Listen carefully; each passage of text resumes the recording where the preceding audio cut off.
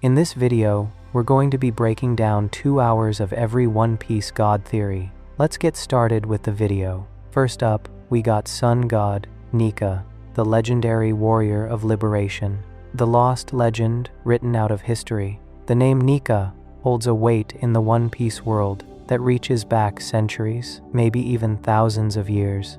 This figure stands at the center of one of the most carefully guarded secrets the world government has ever kept. Nika was a mythical warrior who ancient slaves worshipped as the sun god, believing he would one day arrive to free them from their suffering and bring smiles back to their faces. His existence appears only in the oldest of texts, having been systematically erased from every modern document by the world government. The legend speaks of a warrior who fought with a rubber-like body, wielded both a spear and sword, and carried with him the sound of drums that brought liberation wherever he went. The story of Nika first came to light through Who's Who, a former member of the world government's CP9 organization, during his imprisonment in Impel Down after losing the devil fruit that carried Nika's power. Who learned about this legendary figure from a prison guard who mysteriously vanished shortly after sharing the tale. The guard described Nika as the warrior of liberation, a figure who freed slaves from their chains and brought joy to the oppressed. This wasn't just an old story meant to comfort prisoners. The legend carried real weight, passed down through generations of the nearly extinct buccaneer race, and preserved in the oral traditions of the giants of Elbaf. Ancient texts, and Dr. Vegapunk's confirmation. Dr. Vegapunk, the smartest scientist in the One Piece world, confirmed that Nika's existence is documented in the most ancient texts available. These records describe a warrior whose very presence challenged the foundations of oppression. According to these ancient writings, Nika possessed a body with the properties of rubber itself, allowing him to fight in any manner he could imagine. The awakened form of the devil fruit that carries his power. The silhouetted descriptions show a lanky figure with flame-shaped hair, wearing something on his thighs, carrying weapons of liberation in his hands.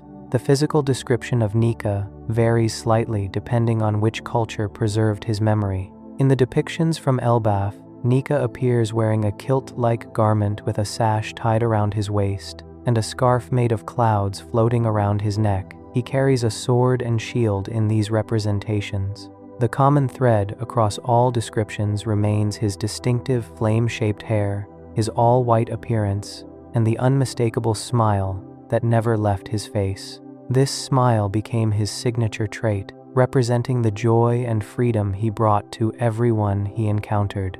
The giants of Elbaf hold particularly detailed knowledge about Nika through their ancient scripture known as the Harley. This text, written in an old language that few can still translate, reveals that the world of One Piece has been destroyed twice before. Both times, Nika was present during these catastrophic events.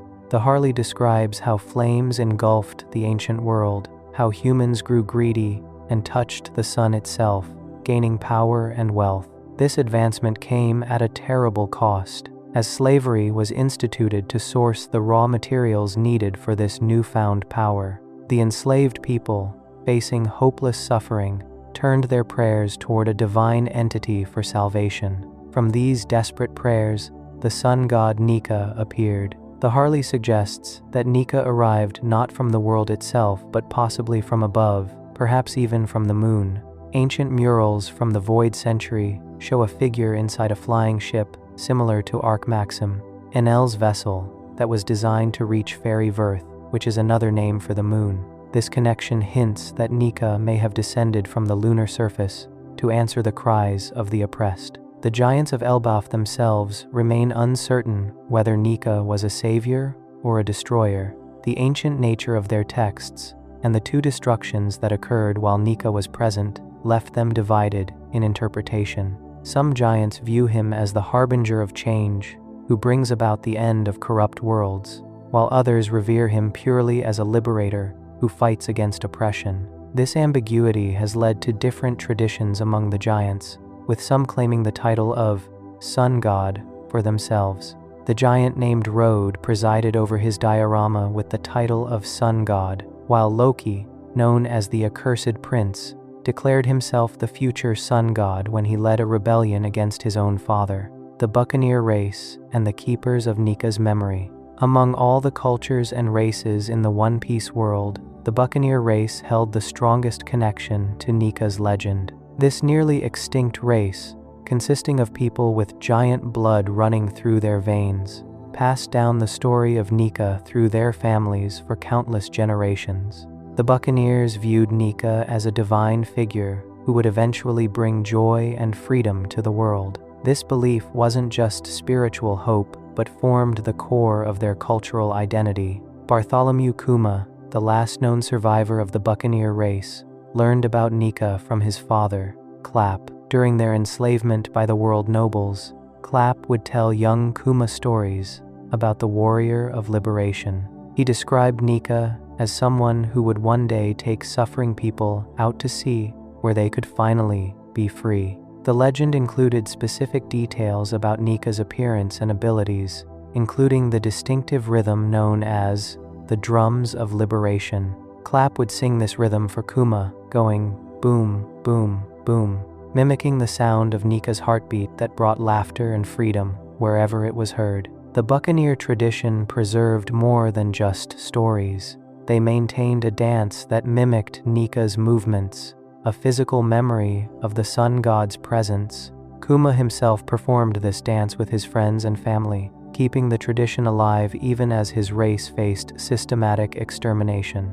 The dance became more than just a cultural practice, it represented hope itself. When Kuma later shared the legend with his adopted daughter, Bonnie, he passed on both the story and the dream that someone like Nika would appear again to liberate the oppressed. The world government's fear and systematic erasure. The world government's approach to Nika's memory reveals the depth of their fear. They didn't just hide information about him, they systematically erased his name from every document they could control. They renamed the devil fruit that carried his power from Hito Hito no Mi, model Nika, to Gomu Gomu no Mi, making it seem like a simple paramecia-type fruit instead of the mythical Zoan it truly was. They hunted this fruit for over 800 years. The Five Elders, who publicly control the world government, and Imu, the secret ruler who sits on the empty throne, recognized Nika as a direct threat to everything their regime represented. In their eyes, Nika embodied the opposite of their carefully constructed world order. Where they built systems of control and hierarchy, Nika represented absolute freedom. Where they enslaved and oppressed, Nika brought liberation. The very concept of someone fighting with joy and spreading smiles to the suffering stood in complete opposition to the fear-based control the world government maintained. This fear extended to anyone connected to Nika's legend. The Buccaneer race faced persecution, specifically because they kept the story alive. According to J. Garcia Saturn, one of the Five Elders, the exact nature of this crime remains somewhat unclear, but evidence suggests their greatest offense was being allies of Joy Boy during the Void Century and refusing to let Nika's memory die. The world government hunted them nearly to extinction, enslaving any they found and eventually killing them. Saturn explicitly stated that Buccaneers were born to be slaves, revealing the government's cruel justification for their genocide. The persecution of the Buccaneers served multiple purposes for the world government. First, it eliminated a significant source of knowledge about Nika and Joy Boy. Second, it sent a message to any other groups who might oppose their authority. Third, it attempted to prevent the reemergence of the Hito Hito no Mi, model Nika, since the Buccaneers' collective desire and prayers for the sun god could potentially manifest the devil fruit back into existence. By destroying the race that believed in Nika most strongly, the government hoped to make the legend itself fade into nothing. The powers and abilities of the sun god. The legends describe Nika as possessing extraordinary abilities that went beyond normal combat capabilities. His body had the properties of rubber from head to toe, giving him flexibility and resilience that allowed him to fight in any manner he could imagine. This wasn't just about stretching limbs or bouncing attacks back. The rubber body represented the ultimate freedom of movement and combat style. there were no limits except imagination itself. Nika could stretch, compress, inflate, twist, and manipulate his body in ways that defied normal physics. The weapons Nika carried also played important roles in the legends.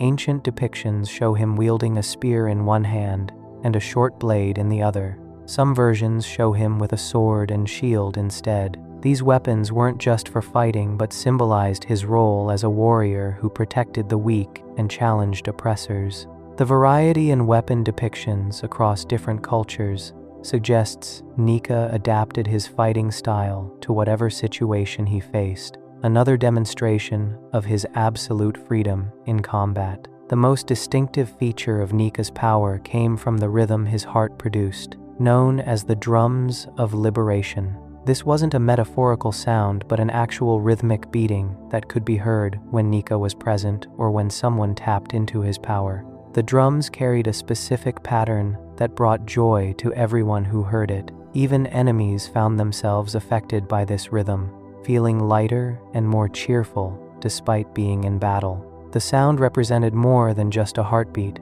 It signified the arrival of change, the breaking of chains, and the promise of freedom. Nika's personality and the power of joy. What truly set Nika apart from other powerful figures in ancient history was his approach to combat and liberation. He didn't fight with anger or hatred. Instead, Nika battled with immense joy and laughter. This wasn't a weakness, but perhaps his greatest strength. The legends emphasize that Nika always wore a smile, always laughed, and always spread happiness wherever he went. This created an atmosphere of freedom and possibility around him that inspired others and made even the darkest situations feel manageable. The concept of fighting with joy rather than rage represented a fundamental challenge to how power typically operated in the world. Most conquerors and warriors relied on fear and brutality to achieve their goals. Nika showed an alternative path where liberation came through inspiration rather than domination. He didn't just defeat oppressors, he changed the very atmosphere of the places he visited, leaving behind communities that remembered how to smile and laugh even after he was gone. This joyful approach had another important effect. It prevented Nika from becoming the same type of oppressor he fought against. The legends suggest that Nika's kind demeanor prevented him from striking down adversaries, even when he had the power to do so easily. He fought to liberate, not to dominate. This distinction mattered greatly to the slaves and oppressed people who prayed to him. They didn't want a new master who would replace their old one. They wanted someone who would break their chains and let them be free to determine their own paths. The connection between solar deities and freedom. The title Sun God wasn't chosen randomly. Throughout human cultures, both in the One Piece world and in real history, solar deities have represented power, strength, prosperity, and life itself. The sun provides light that reveals truth and dispels darkness. It provides warmth that sustains life. It rises every day without fail, representing reliability and hope. These associations made the sun a natural symbol for someone who brought liberation and joy to the suffering.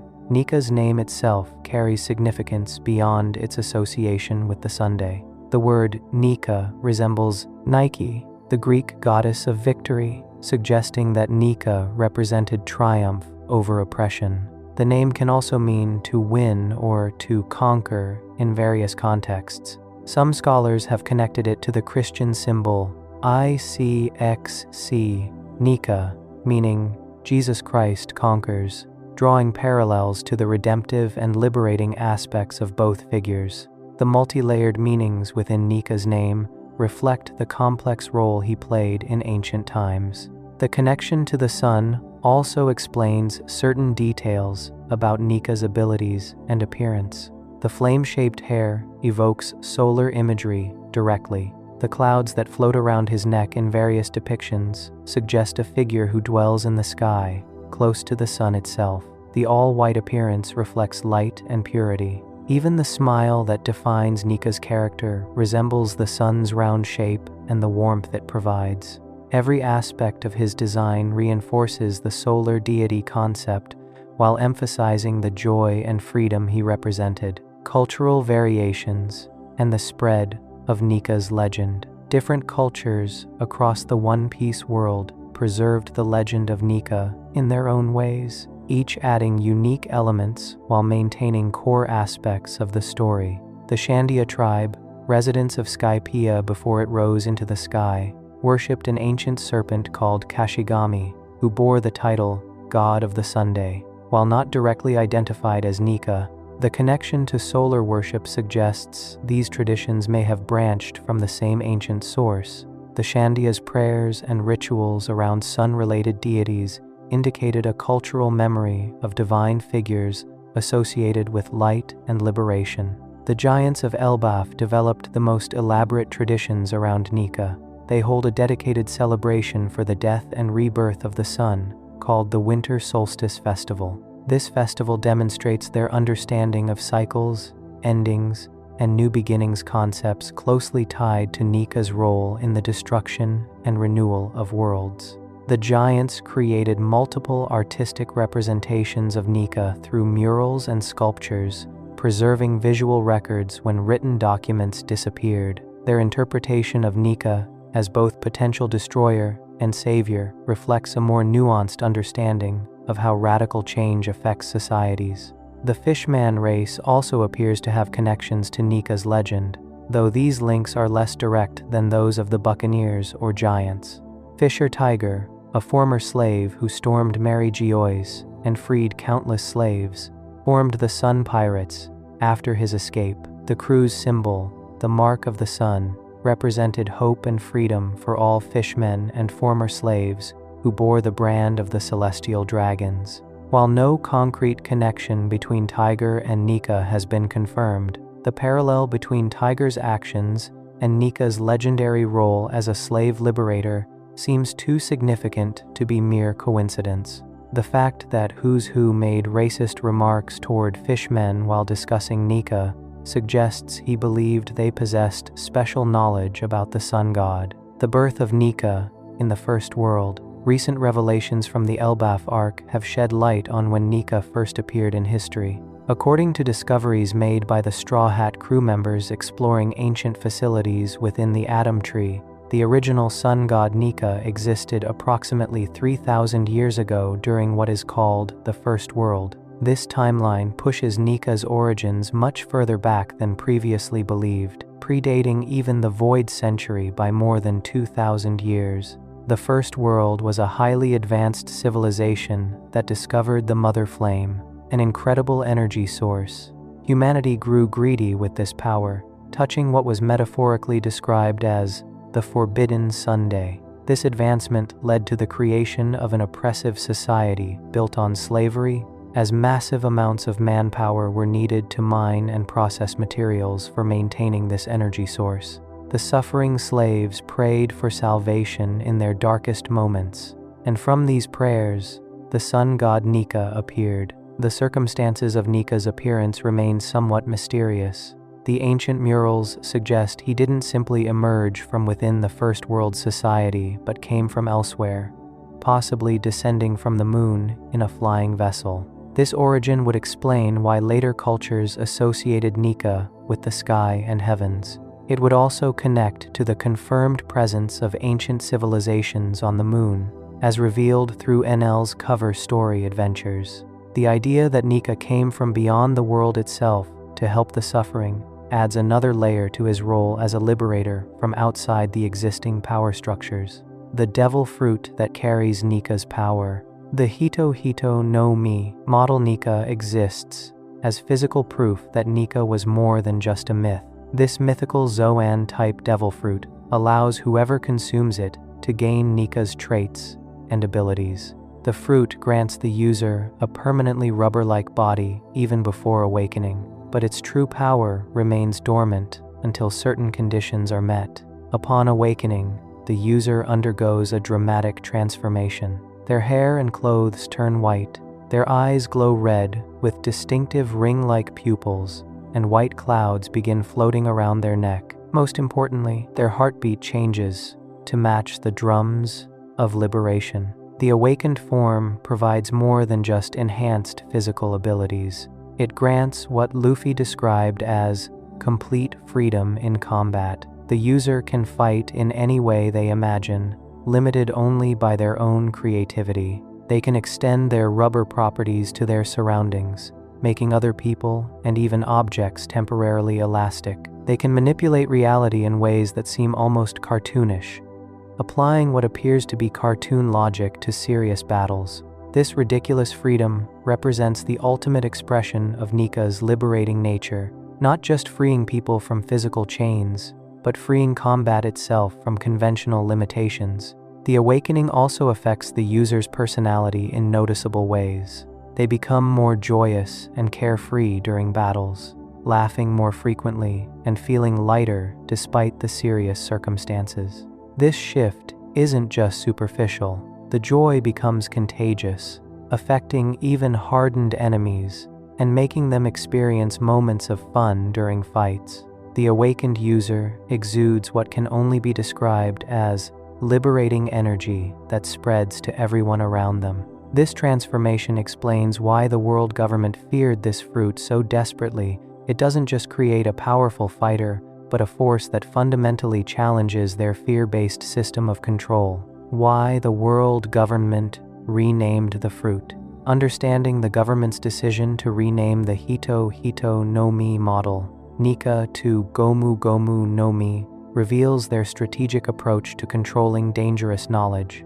By making the fruit appear to be a simple paramecia type that just granted rubber powers, they stripped away all associations with Nika and the legacy he represented. Even members of the Four Emperors' crews, some of the most informed groups in the world, had no idea about the fruit's true nature because the renaming was so effective. The government's attempts to capture this fruit for over 800 years demonstrate how seriously they took the threat. They assigned CP9 agents to guard it during transport, showing it received high-level security, typically reserved for world-changing secrets. When Who's Who lost the fruit after being attacked by the red-haired pirates, his imprisonment and the subsequent disappearance of anyone who knew about Nika's legend from him showed how far the government would go to contain even knowledge of the fruit's existence. The Five Elders' reaction, when they learned Luffy had awakened the fruit, confirmed their worst fears had come true.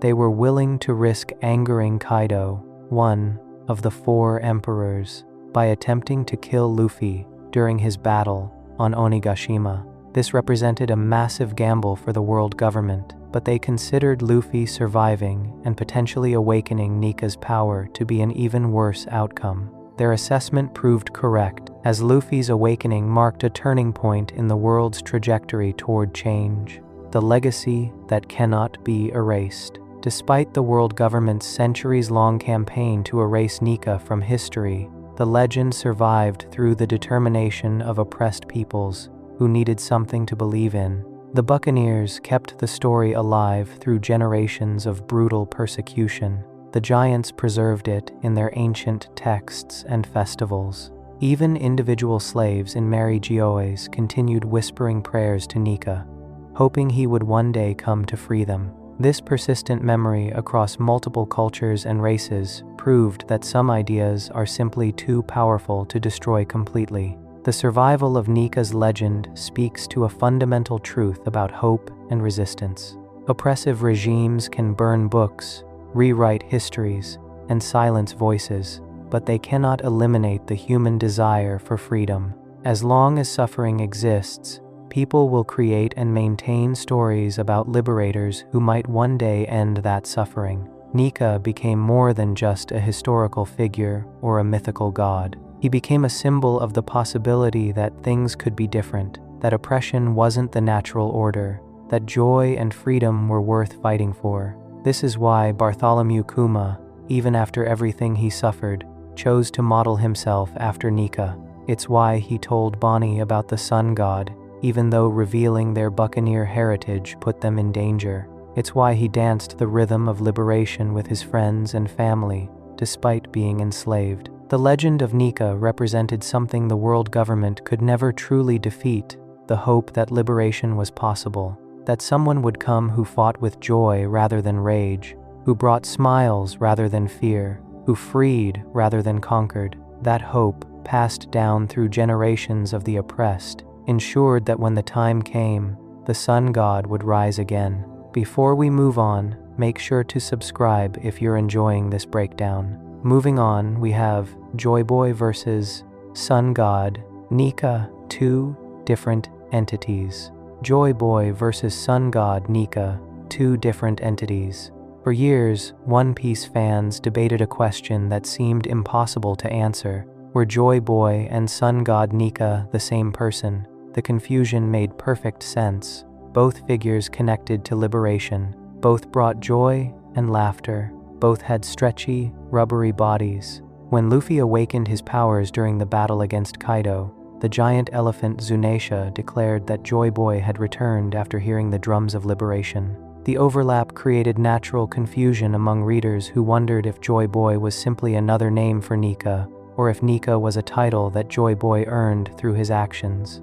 Then came chapter 1114. During his recorded broadcast to the entire world, Dr. Vegapunk revealed information that changed everything fans thought they knew. While discussing the Void Century and the ancient history of the world, Vegapunk explained that 900 years ago, in an incredibly advanced kingdom, someone was born with a body that could stretch and move like rubber. This person had powers resembling the sun god Nika from the tales of Elbaf. That person was named Joy Boy, and he became the very first pirate in One Piece history. The wording was deliberate and specific. Vegapunk said Joy Boy had abilities like the sun god Nika of Elbaf. Not that Joy Boy was Nika. Not that Joy Boy became Nika after death. Not that the two names referred to the same being. The phrasing clearly established them as separate entities. Nika existed first as a myth, as a story, as a legend passed down through generations of oppressed people. Joy Boy came later as a real person who ate a devil fruit based on that ancient legend. This revelation recontextualized everything fans knew about both figures. To understand why this matters, you need to understand where each figure came from and what they represented. Nika appeared in the oldest texts known to the One Piece world. The legend spoke of a warrior who would bring liberation to slaves, who fought with a rubbery body that could bend and stretch in impossible ways,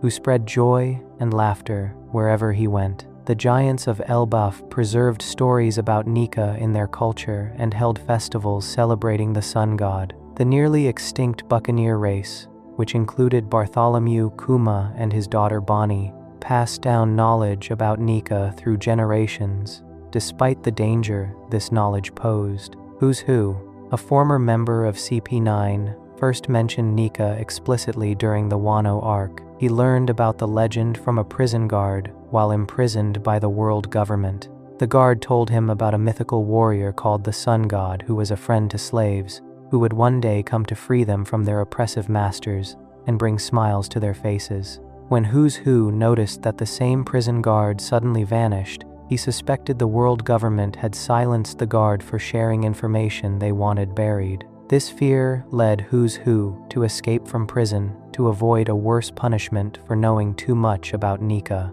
Dr. Vegapunk later confirmed that Nika's existence is recorded only in the most ancient texts. Modern documents have erased any mention of him. The world government worked hard to erase this legend from history, but they failed completely. You cannot kill an idea. You cannot destroy hope. Slaves continued to pray to Nika, even when imprisoned in Mary Geoise, the holy land of the world government itself. The legend survived because oppressed people needed something to believe in, something that promised their suffering would not last forever. The Elbaf arc revealed even more about Nika's origins. An ancient religious text called the Harley contains information about 3 different eras of the One Piece world. According to this text, the world has been destroyed twice before, and Nika was present during both destructions. The giants who study the Harley are uncertain whether Nika was a savior or a destroyer in these ancient times,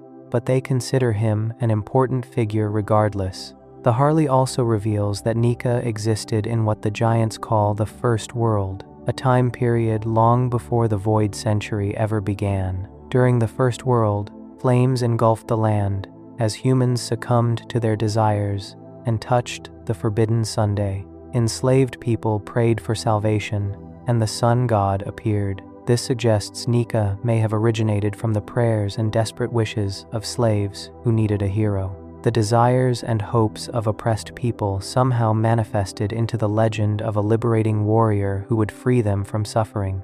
Devil fruits themselves connect directly to this concept of desire. Vegapunk explained his theory about devil fruits during the Egghead arc. According to him, devil fruits are manifestations of human evolution that someone desired. Every devil fruit represents a possibility for humanity's future, brought into existence by hope and wishes. People who eat devil fruits exist in different dimensions dreamed up by others before them. The sea, which Vegapunk calls the mother of nature, rejects devil fruit users because their existence goes against natural evolution. This theory explains how the Hito Hito no Mi model Nika, the widespread prayers of enslaved people for a liberator, created enough collective desire to manifest a devil fruit based on the legend of Nika. The fruit granted powers matching what the legends described: a rubbery body that could fight in any way imaginable, the ability to bring joy and laughter to others, the power to inspire freedom and break the chains of oppression. The fruit became a physical manifestation of the myth. Joy Boy discovered this fruit during the Void Century, 900 years before the current timeline. He was born in the Ancient Kingdom, an incredibly advanced civilization that possessed technology even Vegapunk cannot fully understand. The Ancient Kingdom had achievements in science and culture that were centuries ahead of their time. Joy Boy grew up in this kingdom during its golden age. At some point, Joy Boy ate the Hito Hito no Mi model Nika. The fruit gave him powers matching the ancient legends of the sun god. His body became rubbery and elastic. He could stretch and bend in ways that defied normal physics. He gained the ability to bring smiles to people's faces, even in the darkest circumstances. He embodied the freedom and joy that the legend of Nika promised to deliver. Joy Boy became the first person to be called a pirate. He was the first man to set out to sea with a crew, living by his own rules rather than following the laws of kingdoms and governments. This act of defiance marked the beginning of piracy in the One Piece world. Joy Boy challenged the alliance of 20 kingdoms that would eventually become the world government. He fought for the freedom and liberation that his devil fruit represented. The distinction between Nika the legend and Joy Boy the person matters for several important reasons. First, it establishes that Nika existed as a concept before anyone actually had his powers. The myth came first. The reality followed. Slaves prayed to Nika long before Joy Boy was born. The giants celebrated Nika in their culture before anyone ate the devil fruit based on him. This means Nika represents something larger than any single person. He represents hope itself. Second, it explains why different groups knew different pieces of the story. The Elbaf giants preserved the original mythology about Nika as a god figure. The Buccaneer race kept specific knowledge about Nika's rubbery body and fighting abilities. The world government knew about Joy Boy as a historical enemy they defeated during the Void Century. Each group held fragments of truth, but none had the complete picture, showing how myth and reality connected. Third, it clarifies Luffy's relationship to both figures. Luffy ate the same devil fruit that Joy Boy once ate. When he awakened the fruit's true power in Gear 5, he took on the appearance described in ancient texts about Nika. The white hair and clothing, the flame-shaped eyebrows, the overwhelming freedom of movement. Luffy embodies both Joy Boy's inherited will and Nika's legendary promise. The world government recognized this danger. They hunted the Nika fruit for 800 years after Joy Boy's death. They renamed it the Gomu Gomu no Mi to hide its true nature. They classified it as a paramecia-type fruit even though it was actually a mythical Zoan. The Five Elders, the highest authority in the world government below the mysterious figure Imu, feared this fruit more than any other. One elder stated that the fruit had a will of its own and had continuously eluded them for centuries. They came close to obtaining it several times but always failed at the last moment. Who's Who was transporting the Gomu Gomu no Mi to the world government when Shanks and his crew stole it. This theft likely saved Luffy's future. If the world government had obtained the fruit, they would have locked it away forever or found a way to destroy it. Instead, Shanks kept the fruit safe until young Luffy ate it by accident, setting in motion the events that would lead to Gear 5 and the return of Joy Boy's will. Zunisha's declaration that Joy Boy had returned shows how closely the two identities connect in people's minds. The ancient elephant lived during the Void Century and traveled with Joy Boy as his companion. When Zunisha heard the drums of liberation coming from Luffy's awakened heartbeat, the elephant immediately recognized those sounds. For 800 years, Zunisha walked the seas as punishment for an ancient crime, waiting for Joy Boy to return. The sound of Gear 5's heartbeat triggered that recognition, but Zunisha recognized Joy Boy, not Nika. The elephant knew Joy Boy as a person, as a companion, as someone specific from history. Nika existed as a legend even back then. Joy Boy was the real individual who wielded Nika's power. This distinction is subtle, but important.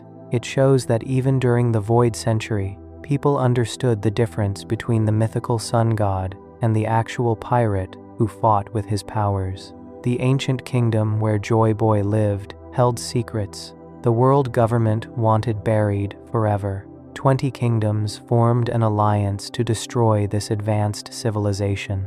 The reasons for this war remain unclear, but the results shaped the entire world. The alliance won, the ancient kingdom fell. The 20 kingdoms became the world government. They rewrote history to erase the truth about what happened. Joy Boy fought against this alliance. He used the power of the Nika fruit to challenge the forces that would become the world's rulers. He fought for freedom and liberation, living up to both the legend that inspired his power and his own will to change the world. Despite his strength and his incredible devil fruit, Joy Boy ultimately failed. The alliance defeated him. The ancient kingdom was destroyed. Joy Boy died, and with him died the first embodiment of Nika's power in a real person. But Joy Boy knew his mission would continue beyond his death. He left behind messages on poneglyphs, the indestructible stone tablets that preserved the true history. On Fishman Island, Joy Boy left an apology to the mermaid princess, the ancient weapon Poseidon. He had made a promise to bring the fishmen and merfolk to the surface, to live alongside everyone else. The massive ship Noah was built for this purpose, but Joy Boy died before fulfilling this promise. His apology expressed regret, but also hope that someone would come in the future to finish what he started. Roger and his crew found Joy Boy's treasure on the final island, Laugh Tale. When they discovered it, they laughed at the incredible joke they found. Roger declared he wished he had lived in the same era as Joy Boy. The treasure revealed the true history of the world and whatever Joy Boy left behind as his legacy. Roger understood that the time for Joy Boy's will to be inherited had not yet come. The world was not ready. Someone else would need to find the One Piece in the future and complete Joy Boy's mission. The difference between Nika and Joy Boy also explains why multiple people can embody aspects of Nika, while only one person carries Joy Boy's specific will. The Elbaf arc introduced Loki, a giant prince who claims to be the sun god. He ate a legendary devil fruit, passed down through Elbaf's royal family, a fruit so powerful he murdered his father to obtain it. Whether Loki truly has powers connected to Nika remains unclear, but his claim shows how the legend of the sun god exists separately from Joy Boy's specific identity. Jewelry Bonnie, using her age manipulation devil fruit, temporarily transformed into a version of Nika during the Egghead arc. Her transformation came from her belief in the legend her father Kuma told her about. She manifested the appearance of the sun god based on her understanding of the myth. This shows that Nika, as a concept, can inspire multiple interpretations and manifestations, while Joy Boy represents a specific person with a specific will. Luffy stands as the clearest successor to both figures. He ate Joy Boy's devil fruit. He awakened its power just as Joy Boy did centuries ago. He looks like Nika when transformed into Gear 5. He fights with the same freedom and joy that both the legend and Joy Boy represented. But Luffy is not Joy Boy reborn. He is not Nika descended from myth into reality. He is Monkey D. Luffy, his own person with his own dreams and his own way of fighting. This independence matters greatly. If Luffy were simply Joy Boy reincarnated, his journey would lose meaning. He would be fulfilling someone else's destiny rather than forging his own path. By establishing that Nika and Joy Boy are separate and that Luffy inherited rather than became either one, the story preserves Luffy's individual agency. He carries their will forward while remaining himself. The revelation also adds depth to One Piece's themes about inherited will. Throughout the series, characters carry forward the dreams and goals of those who came before them. Roger passed his will to Luffy through Shanks and the Straw Hat. The scholars of Ohara passed their quest for truth to Robin. Ace passed his belief in Luffy's greatness to Sabo and the Straw Hat crew. These inheritances don't make the inheritors into copies of those who came before. They take what was given and make it their own. Luffy inherits Nika's promise of liberation and Joy Boy's will to change the world. But he fights as Luffy. He makes friends as Luffy. He pursues freedom as Luffy. The drums of liberation beat with his heartbeat, not someone else's. His laughter and joy come from his own spirit, not a borrowed one. The power flows through him, but he shapes how it manifests based on who he is as a person. The world government's efforts to erase both Nika's legend and Joy Boy's history show their fear of what these concepts represent. They could kill Joy Boy. They could destroy the ancient kingdom. They could hunt the Nika fruit for centuries. But they could never eliminate the idea of liberation. They could never stop people from hoping for freedom. They could never erase the desire that created Nika's legend in the first place. This is why the distinction between Nika and Joy Boy matters so much for the story's future. Nika represents an eternal concept. As long as people suffer under oppression, they will pray for a liberator. As long as slaves exist, they will hope for someone to break their chains. As long as the powerful crush the weak, stories about warriors who fight for freedom will persist. Nika cannot die because the need for what he represents never disappears. Joy Boy represents the human embodiment of that eternal concept. He proved that one person with enough will and the right power can challenge even the strongest forces in the world. He showed that fighting for freedom matters, even if you lose. He demonstrated that inherited will can survive across centuries, waiting for the right person to carry it forward. Joy Boy lost his battle, but his defeat was not the end. It was a beginning. Now Luffy carries both legacies forward into the final war that will determine the world's future. He embodies Nika's ancient promise while wielding Joy Boy's inherited power. He fights as himself while honoring both the myth and the man who came before him. The distinction between Nika and Joy Boy enriches this journey by showing that legends inspire reality, but real people must choose to live up to those legends through their own actions and their own will. Before we move on, make sure to subscribe if you're enjoying this breakdown. Moving on to the four gods of Skypiea: Sun, Rain, Forest, and Earth. The four gods of Skypiea: Sun, Rain, Forest, and Earth. During the Skypiea arc, One Piece introduced something that seemed like a small detail at the time. Four gods were mentioned during a flashback showing the history of Mont Blanc, Noland, and the warrior Calgara. These gods appeared briefly during a scene involving a human sacrifice, and many readers moved past the moment without giving it much thought. Years later, the Elbaf arc brought these four gods back into focus, revealing that this seemingly minor detail connects to the deepest mysteries of the One Piece world. The sacrifice at the altar. The four deities first appeared in chapter 287, titled God Killing. The chapter takes readers back 400 years before the current timeline, to the island of Jaya, before half of it was sent flying into the sky. The Shandian people who lived there were suffering from a terrible disease called tree fever. Their priest declared that the only way to end their suffering was to sacrifice their most beautiful woman to appease the gods. The chosen sacrifice was Moose, daughter of the greatest Shandian warrior Calgara.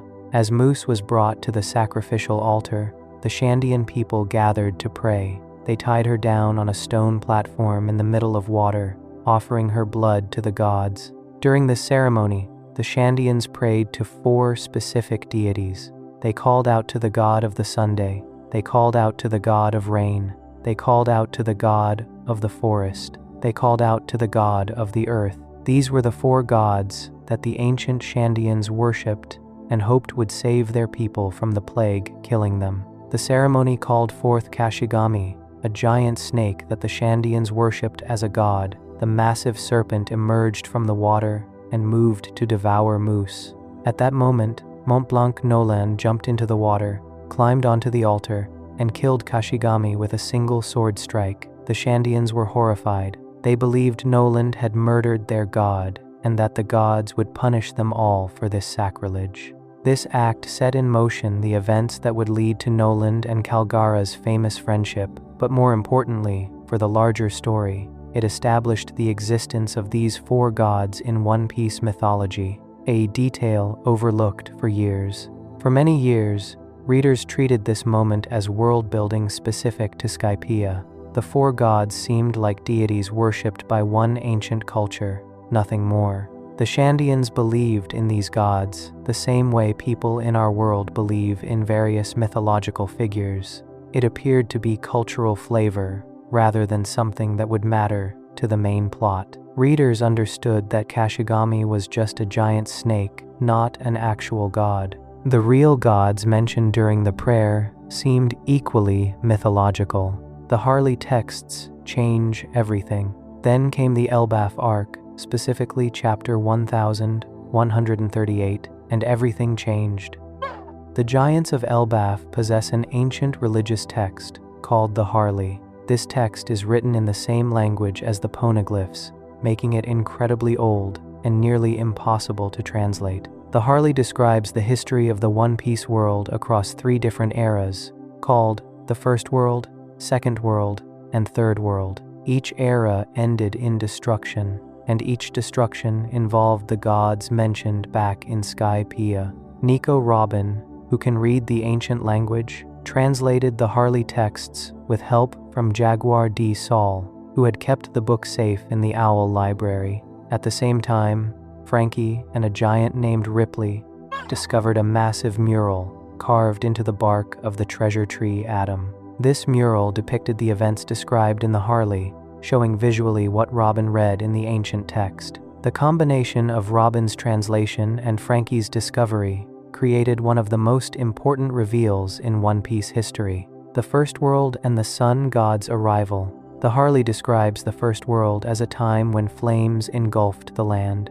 Humanity discovered fire within the earth and grew greedy, touching what the text calls the Forbidden Sunday. They mined this power source from deep underground, using it to fuel an advanced civilization. The mural shows people descending into the earth and emerging with balls of fire, which they brought to their cities. This civilization was powerful, but unjust. They kept slaves to mine the materials they needed for their endless energy source. The enslaved people suffered under this system. They prayed desperately for salvation, for someone to free them from their chains. Their prayers were answered when the Sun God appeared. The mural depicts the Sun God arriving in a ship that resembles Ark Maxim, suggesting this god may have come from the moon.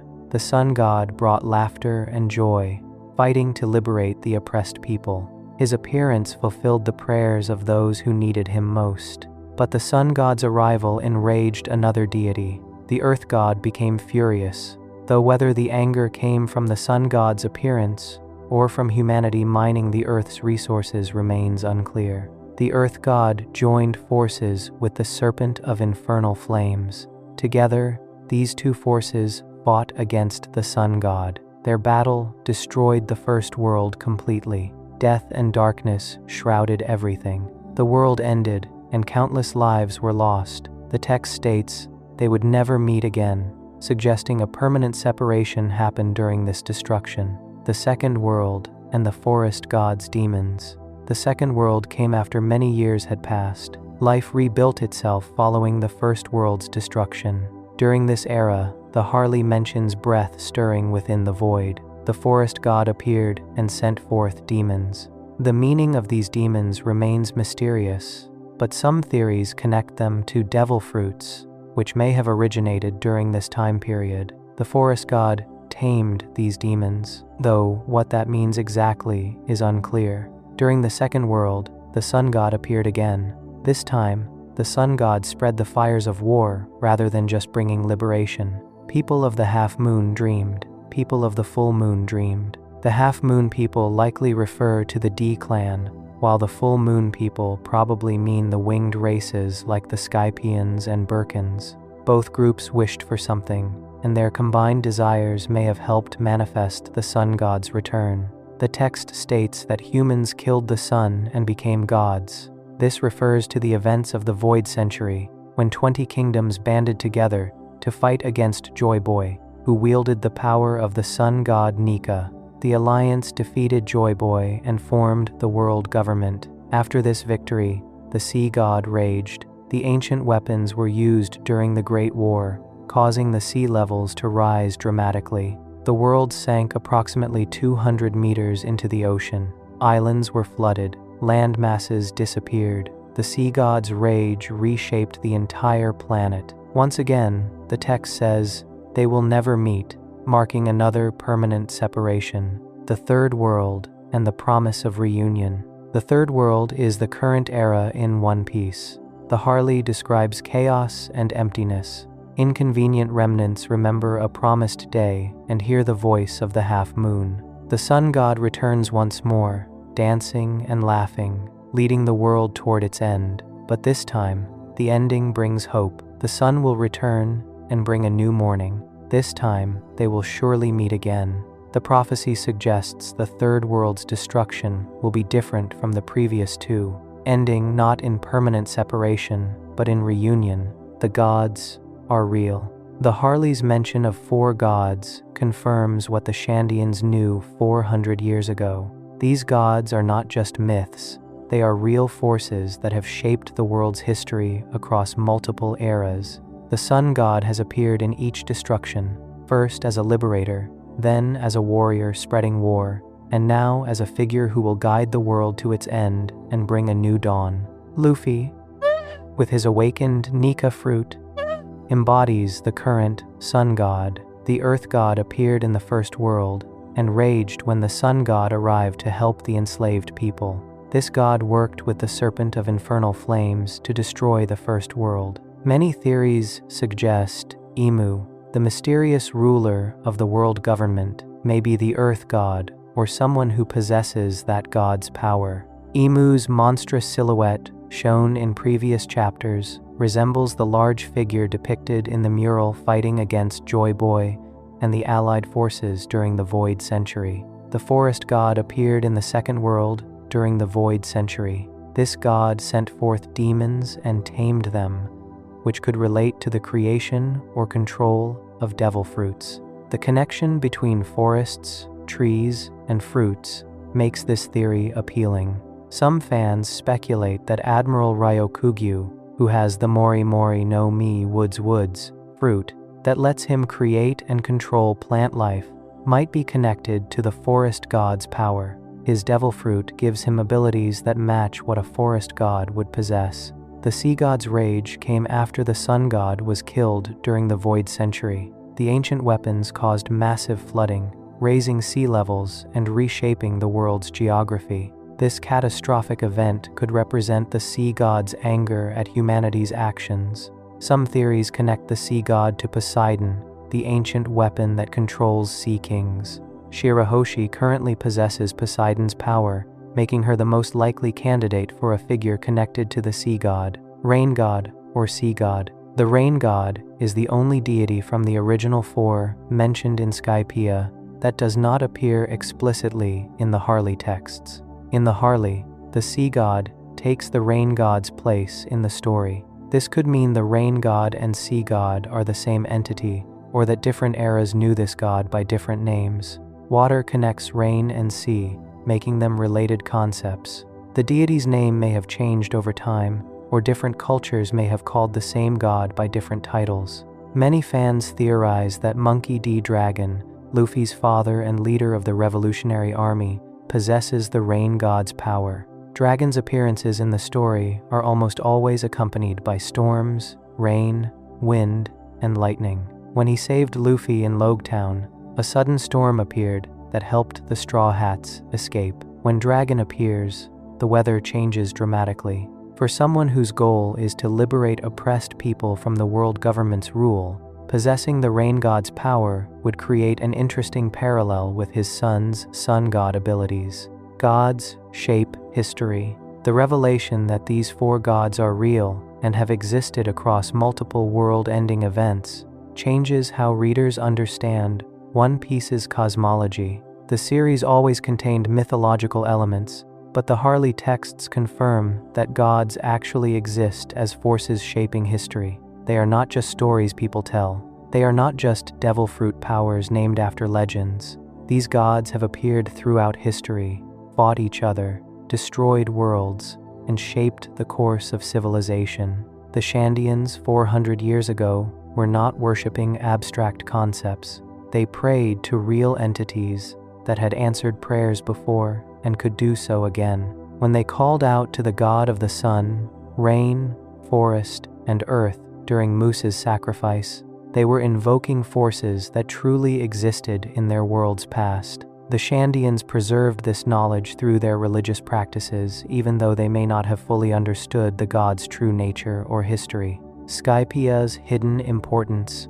The fact that Skypia, an arc many readers initially dismissed as filler or less important, contained this crucial information shows Oda's incredible long-term planning. The four gods mentioned in chapter 287 seemed like background detail for world building. 20 years and more than 800 chapters later, those gods returned as central figures in the story's most important mysteries. Skypia's reputation has grown significantly among fans, who now recognize how much crucial information that arc contained about the series' deeper lore. The connection between Skypia's Shandians and Elbaf's giants makes sense when considering both cultures' relationship with the sky. The Shandians ended up living in the sky after the knock-up stream sent half of Jaya flying upward. The giants of Elbaf have strong connections to ancient history and have preserved the Harley texts for countless generations. Both cultures maintained knowledge about the four gods, even if that knowledge became distorted or incomplete over time. The Shandians remembered the gods' names and prayed to them. The giants recorded the gods' actions in their most sacred text. The final war approaches. Understanding the four gods helps readers grasp the true scope of One Piece's final conflict. The story is not just about pirates versus the world government. The final war will involve godlike forces that have shaped the world since ancient times. Luffy carries the sun god's power. Imu likely represents the earth god. The ancient weapons connect to these cosmic forces. The D-Clan's ancient enemy, the people who became the world government, may have killed the sun god and taken the power of gods for themselves, just as the Harley describes. The Third World's prophecy states that this time, they will surely meet again.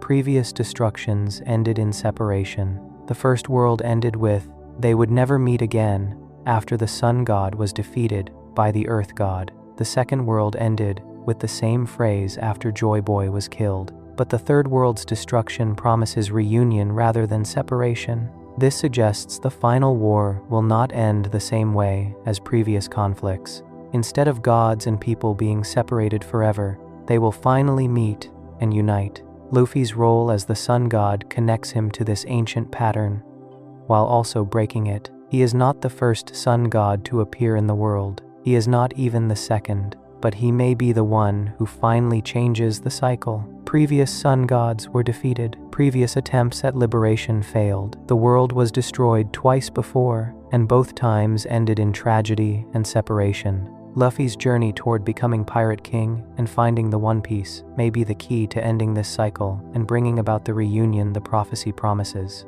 The four gods of Skypiea represent One Piece's grandest mysteries brought to life. They connect the distant past to the present. They link Skypia's seemingly standalone story to the main narrative's core themes. They transform what looked like a simple adventure arc into a crucial piece of the series' endgame. The Sun God, Earth God, Forest God, and Sea God, or Rain God, are not just mythological figures. They are real, they are powerful, and they will play crucial roles in determining the world's future when the final war comes. The symbolism of divine domains. The symbolism behind each god's domain also reveals important themes in One Piece's story. The sun represents freedom, warmth, and life-giving energy. It makes sense that the sun god would be associated with liberation and bringing joy to oppressed people. The sun rises every day without fail, suggesting hope that always returns. Luffy's personality matches this symbolism perfectly. He brings dawn wherever he goes, lighting up people's lives and freeing them from darkness. The earth represents stability, resources, and the foundation of life. An earth god would be concerned with the planet itself and its resources. The anger directed at humanity for mining the earth's core shows the earth god protecting the planet from exploitation. This creates a complex dynamic where the earth god's actions, while destructive, came from a desire to protect the world from greedy humans. If Imu truly is the earth god, it explains why the world government claims to maintain order and stability, even though their methods involve oppression. The forest represents nature's wildness, growth, and the untamed aspects of the natural world. Forests are places of mystery, where anything might be found. The forest god sending forth demons and taming them suggests control over chaotic or dangerous forces.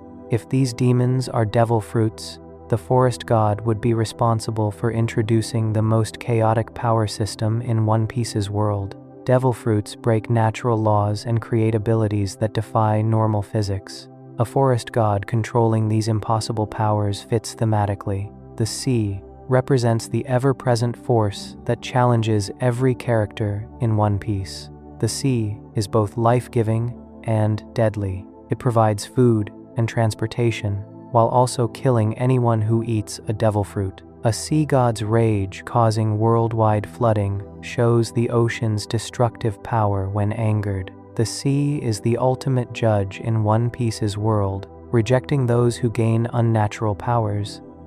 This rejection might be the sea god's response to the forest god's demons. The broken balance. The relationship between these four gods suggests a balance that humanity disrupted. The sun brings light and warmth. The earth provides foundation and resources. The forest represents nature's chaos and possibilities. The sea surrounds everything and judges all. When humanity grew greedy and disrupted this balance by mining the forbidden sun, they set off a chain of divine conflicts that destroyed worlds. The gods fought each other instead of maintaining their natural balance. Understanding this divine balance helps explain why the world government fears Luffy so much. He is not just a pirate with a powerful devil fruit. He is the return of the sun god, a force that has twice before brought about world-ending conflicts with other gods. The five elders recognized his fruit's awakening as an apocalyptic event because they know history. They know what happens when the sun god appears. They know the pattern leads to world destruction. Even though they serve what might be the earth god, they fear the sun god's return. All forces converge. The current era brings all these forces together for a final confrontation. Luffy embodies the sun god's power and will. The Revolutionary Army, possibly led by the rain god's power through Dragon, works to overthrow the world government. Ancient weapons that connect to these godlike forces are awakening. The D-Clan, who have opposed the gods who became the world government, are stepping forward. All the elements that led to previous world destructions are converging once more. But this time feels different because of Luffy himself. Previous sun gods fought with specific goals. The first sun god answered prayers and fought to liberate slaves, but this led to the earth god's rage and world destruction. Joy Boy fought during the Void Century and spread the fires of war, leading to his death and another destruction. Luffy fights not because he wants to liberate the world in an abstract sense, but because his friends need him. He fights because people he cares about are suffering. This personal motivation, rather than ideological mission, might be what finally breaks the cycle. The prophecy in the Harley's Third World chapter says, "They will surely meet again." After two destructions that ended in separation, the third time promises reunion. Maybe this means the gods will finally meet peacefully instead of in conflict. Maybe it means the D clan will reunite with the gods who became their enemies. Maybe it means humanity and the divine forces will finally achieve balance instead of one side dominating the other. The exact meaning remains mysterious, but the promise of meeting again suggests hope rather than tragedy. The four gods of Skypiea evolved from background mythology to central players in One Piece's endgame. What seemed like cultural flavor in an adventure arc turned out to be fundamental world building, establishing forces that shape the entire series.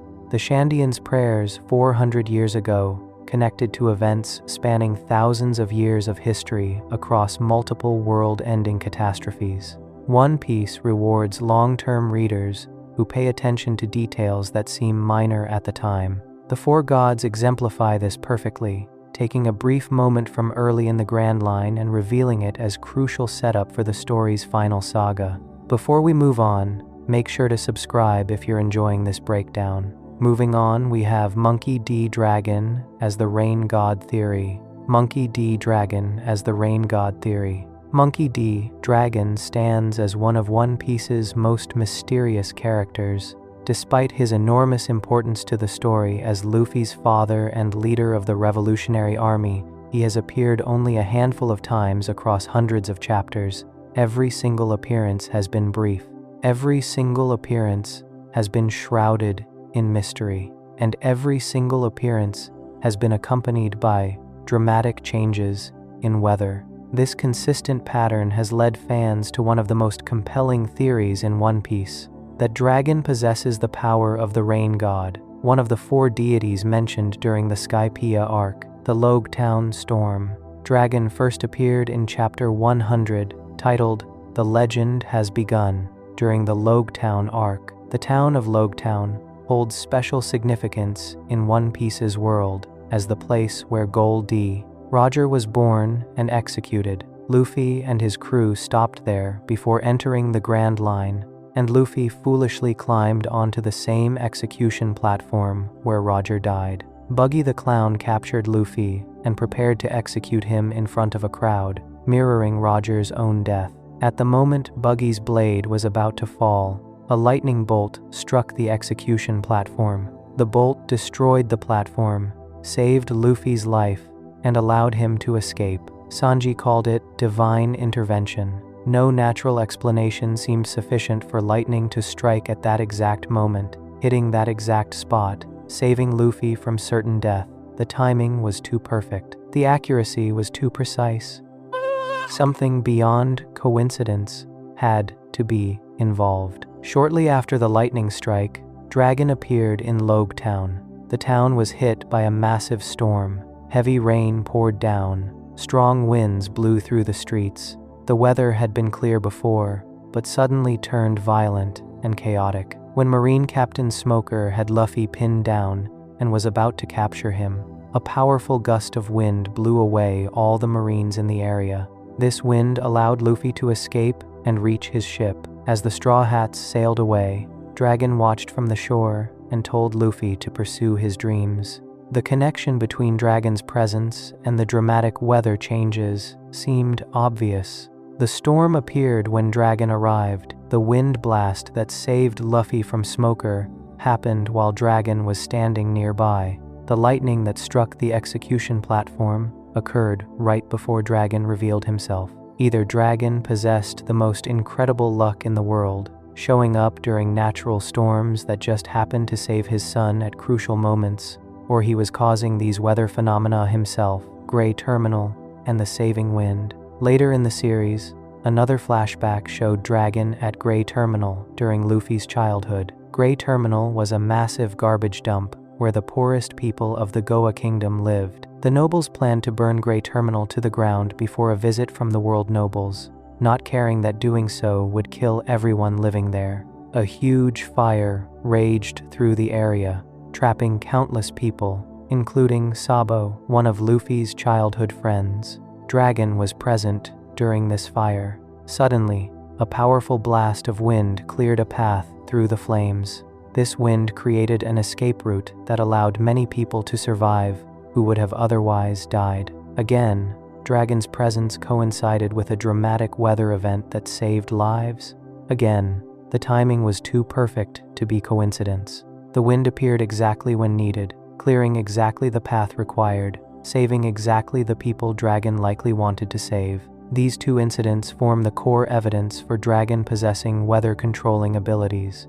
Both times he appeared, impossible weather events happened. Both times, these events accomplished objectives that aligned with Dragon's goals. In Logtown, the storm and wind saved his son from Marines. At Grey Terminal, wind saved oppressed people from a fire set by nobles. The pattern connects Dragon's presence to helpful weather phenomena that aid those he wants to protect. Design hints and symbolic connections. Dragon's character design reinforces this connection to weather and storms. He always wears a long, dark green cloak with a hood. This cloak covers most of his body and protects him from wind and rain. Someone who constantly deals with storms would naturally dress in weather-resistant clothing. Dragon's ship is named the Wind Granma. The word wind in his ship's name feels like a deliberate choice by Oda to hint at Dragon's powers without explicitly stating them. Even Dragon's way of speaking includes weather-related phrases. He tells people about the winds of fate guiding their paths.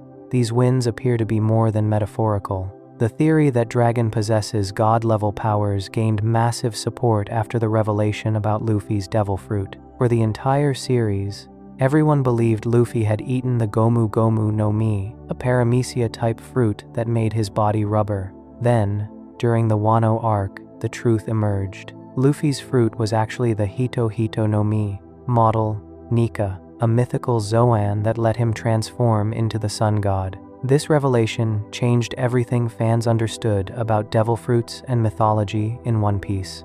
The four gods confirmed.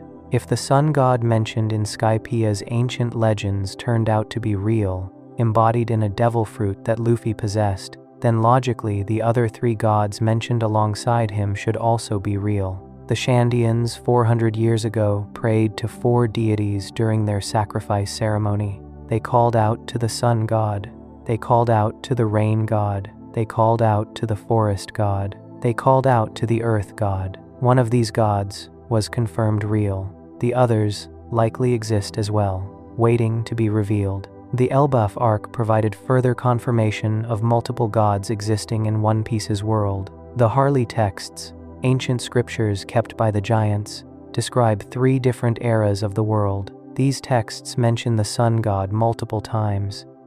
They also mention the earth god who raged when the sun god appeared. They mention the forest god who sent forth demons.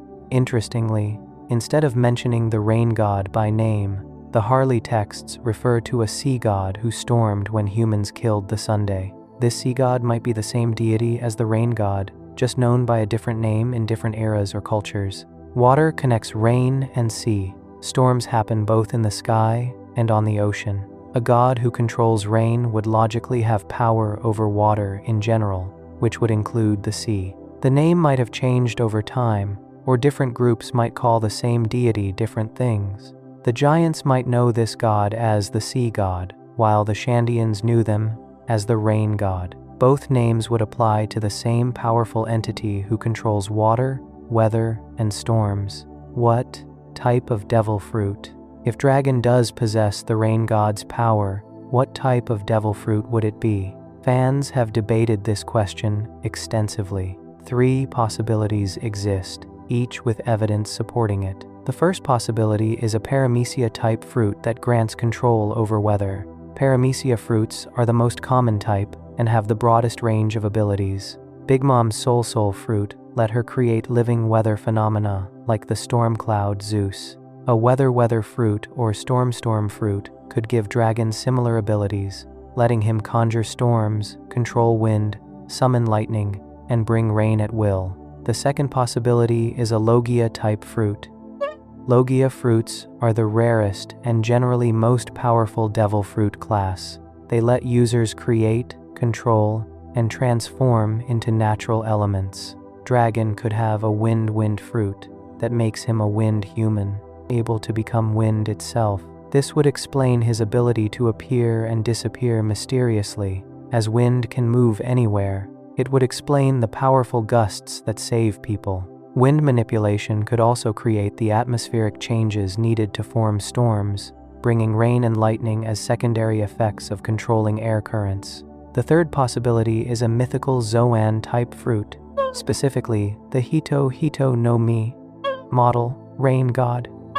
This would parallel Luffy's sun god fruit perfectly. Just as Luffy transforms into the legendary Nika, Dragon would transform into the ancient rain god. Mythical Zoan fruits can have special abilities beyond just transformation. Marco's phoenix fruit let him create healing flames. Kaido's dragon fruit gave him control over flame clouds and weather. A rain god, Zoan, would naturally grant weather-controlling abilities as part of its power set. Each possibility has merit. A Paramecia would be simple and straightforward. A Logia would be powerful and rare, fitting Dragon's status.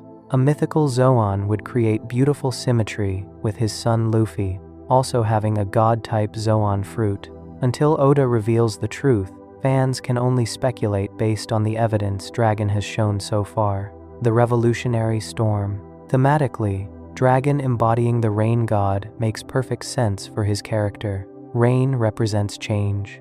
Rain brings transformation. When rain falls on dry earth, life grows. When storms come, they wash away the old and make room for the new. Dragon leads the Revolutionary Army, an organization dedicated to changing the world. They want to wash away the corrupt world government. They want to transform society. They want to bring new growth to places where people suffer under oppression. Rain also represents unpredictability. You cannot control when rain will fall or where storms will strike. The Revolutionary Army operates in shadows, appearing unexpectedly to overthrow corrupt rulers. They strike like sudden storms, overwhelming their enemies before disappearing again. Dragon himself follows this pattern. He appears rarely, always at crucial moments, makes a dramatic impact, then vanishes. He moves like a storm that comes without warning and leaves lasting change in its wake. Father and son, sun and rain. The connection between father and son becomes even more meaningful if both possess god-type powers.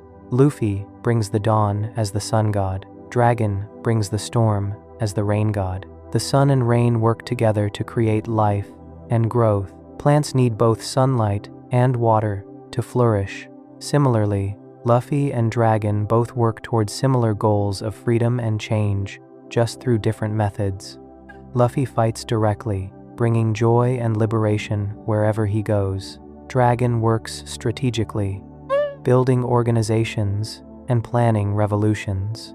Their powers would complement each other perfectly. The sun evaporates water to create clouds. Rain falls when those clouds gather. The sun disperses clouds after rain falls. The natural cycle of weather involves both sun and rain working in balance. Perhaps Luffy and Dragon's relationship reflects this natural balance. The sun god's son, who brings liberation through joy and laughter. The rain god father, who brings revolution through storms and change. Another piece of supporting evidence comes from Dragon's flag. The Revolutionary Army's symbol shows a compass rose being struck by lightning. Lightning connects directly to storms and rain. The compass represents navigation and finding new directions. Together, the imagery suggests lightning strikes, bringing change and showing new paths forward. This symbolism aligns perfectly with a rain god who uses storms to transform the world and guide people toward freedom. The world's worst criminal. Dragon's role in the story also suggests enormous power that has been deliberately hidden. He is called the world's worst criminal. The world government considers him their greatest threat, even more dangerous than the 4 emperors who rule the seas.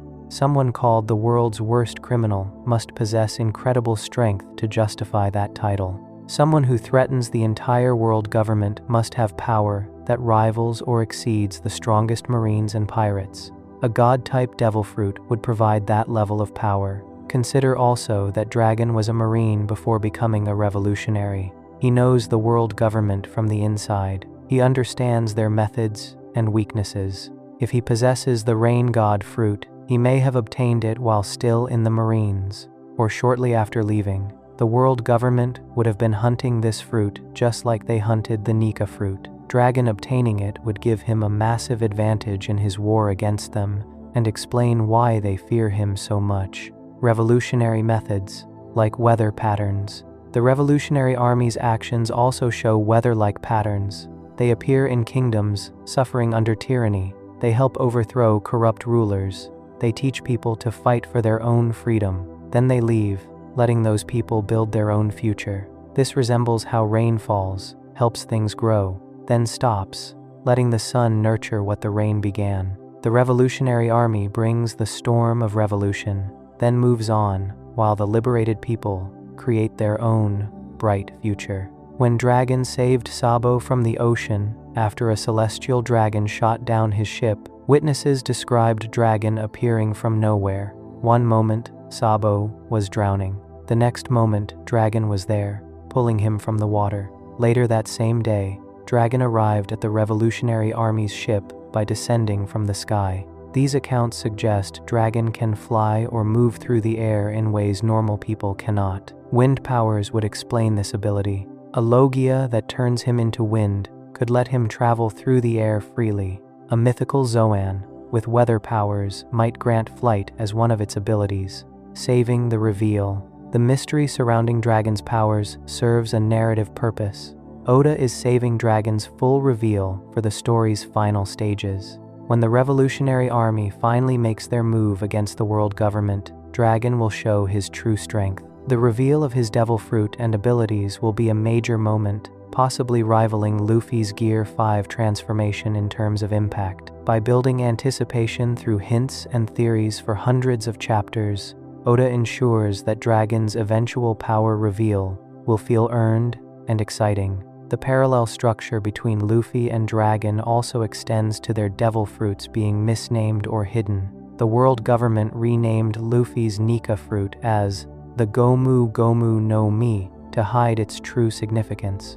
They hunted it for 800 years but kept its real name secret. If Dragon has the rain god fruit, the world government likely tried to hide or rename it as well. They would not want people knowing that one of the 4 legendary god fruits fell into the hands of their worst enemy. Dragon might have eaten a fruit with a mundane name, only for its true nature as a god fruit to be revealed later. Beyond coincidence. Some skeptics argue that Dragon might not have a devil fruit at all. They point out that incredibly strong characters like Shanks and Garp rely on hockey and physical abilities rather than devil fruit powers.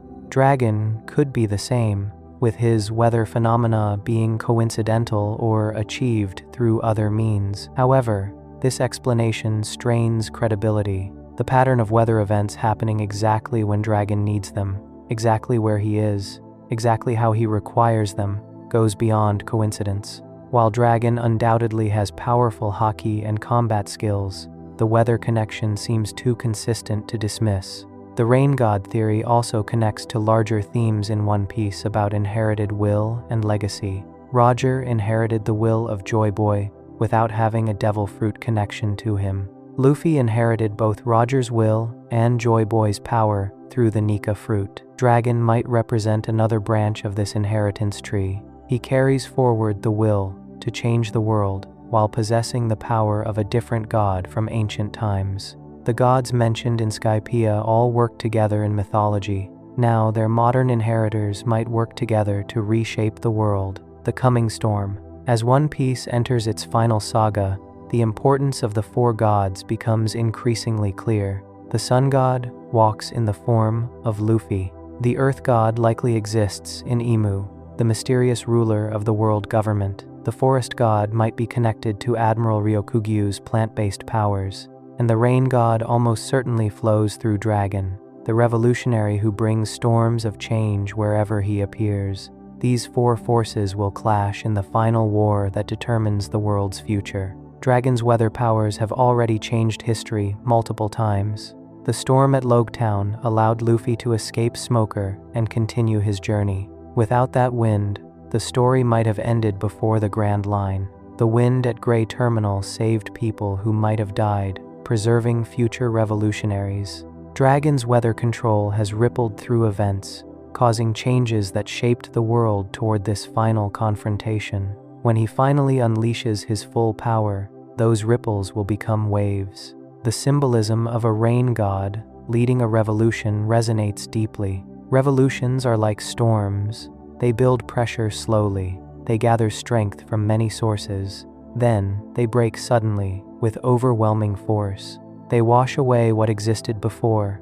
They clear the air. They water the seeds of new growth. After the storm passes, the world looks different. The sun can shine on ground cleared of corruption. New life can grow in soil enriched by change. Dragon brings that storm. Luffy brings that Sunday. Together, father and son will transform their world. Evidence continues mounting with each new chapter. Small hints and references accumulate. The theory gains strength not from one definitive proof, but from dozens of small pieces fitting together into a clear picture. Dragon's cloak, his ship's name, his weather-related speech patterns, his presence during storms, his role as a revolutionary, his connection to water and wind, his son being the sun god. All these elements align, pointing toward the same conclusion. Monkey D. Dragon possesses the power of the rain god, and when he finally shows that power in full, the world of One Piece will never be the same. Before we move on, make sure to subscribe if you're enjoying this breakdown. Moving on to Admiral Ryokugyu as the Forest God Theory. Admiral Ryokugyu as the Forest God Theory. Admiral Ryokugyu possesses the Mori Mori no Mi, which grants him the ability to create and control forests. This makes him the leading candidate among fans for being the forest god, one of the four deities mentioned in Skypiea, alongside the sun god, rain god, and earth god. Who Ryokugyu is and his role in the Marines. Ryokugyu's real name is Aramaki. He became one of the 3 admirals in the Marines during the 2-year time skip after the Summit War. The Summit War caused huge changes in the Marine ranks.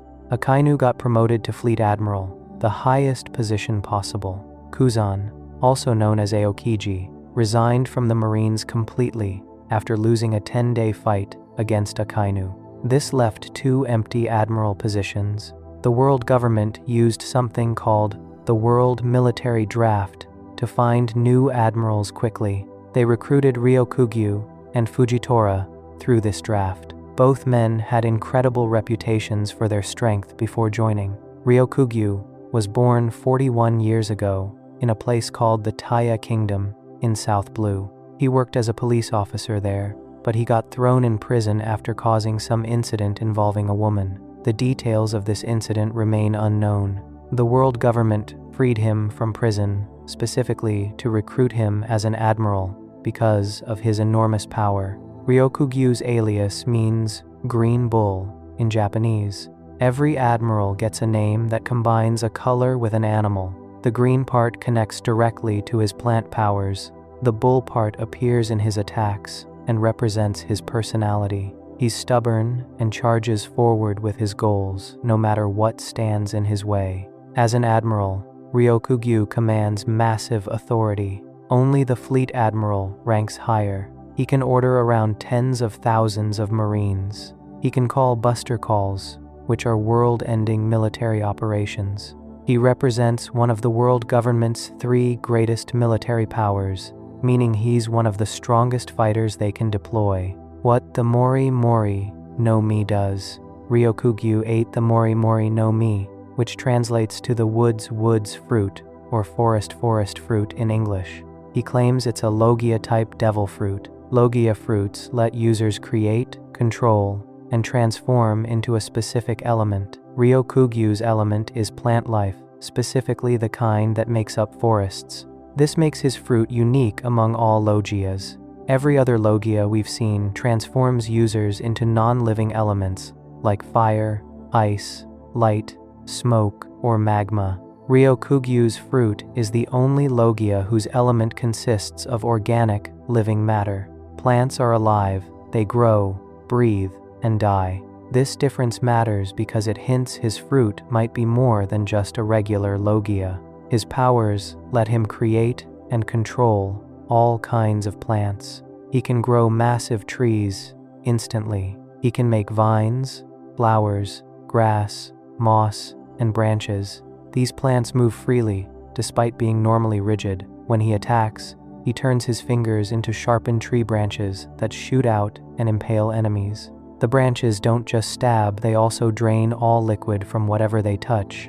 This includes moisture from human bodies.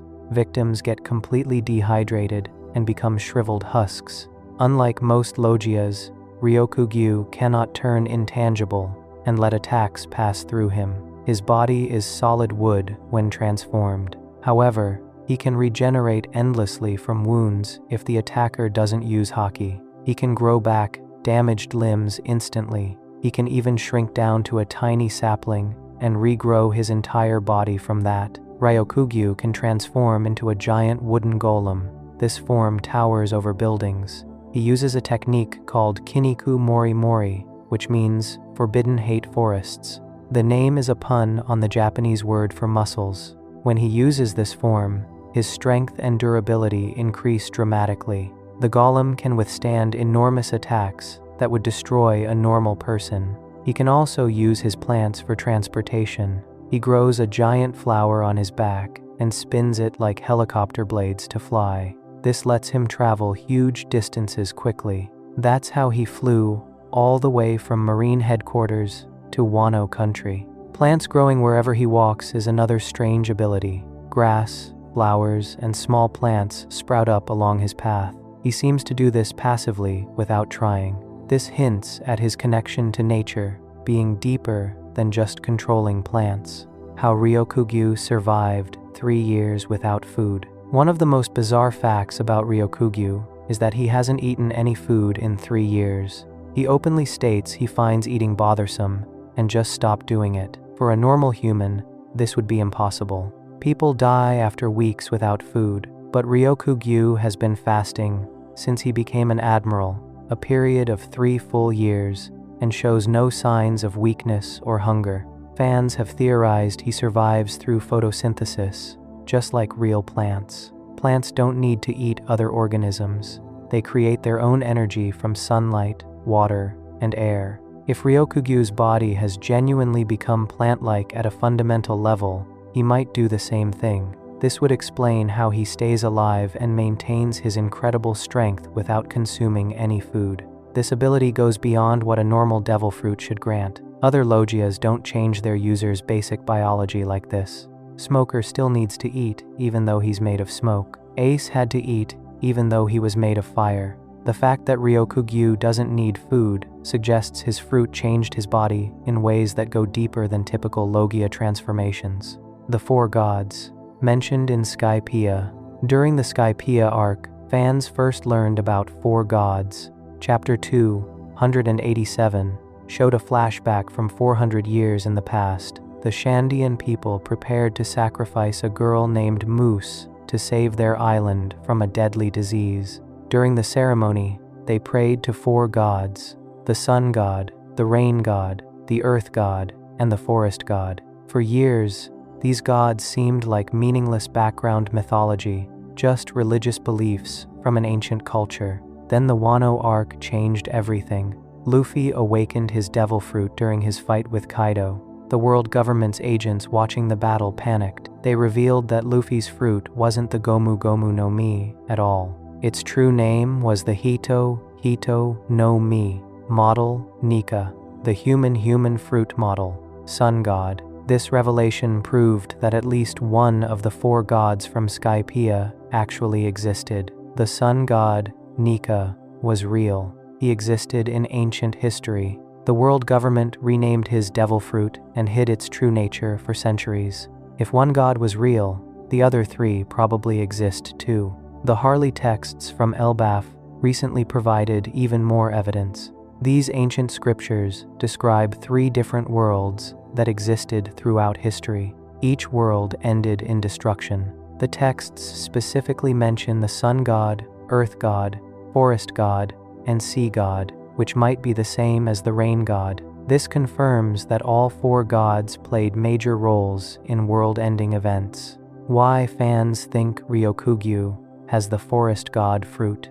The forest god theory proposes that Ryokugyu unknowingly ate the Hito no Mi model forest god. Just like Luffy, he might not know his fruit's true identity. The world government could have renamed it and classified it as a Logia to hide its importance. This theory draws direct parallels to Luffy's situation. Luffy spent his entire life believing he ate a paramecia fruit called the Gomu Gomu no Mi. Nobody knew the truth. The fruit's will kept its identity hidden. Only when Luffy awakened, it did the truth emerge. The exact same thing could be happening with Ryokugyu. The evidence for this theory comes from multiple sources. First, Ryokugyu's powers perfectly match what you'd expect from a forest god. He creates forests instantly. He controls plant life with absolute authority. Plants grow wherever he walks. He survives without eating through photosynthesis. These abilities feel mythological rather than scientific. They're powers you'd expect from a god of nature, not just someone who ate a plant Logia. Second, his power to drain life force from victims seems more sinister than a regular Logia should allow. When his roots impale someone, they don't just stab. They suck out all moisture and leave victims as dried husks.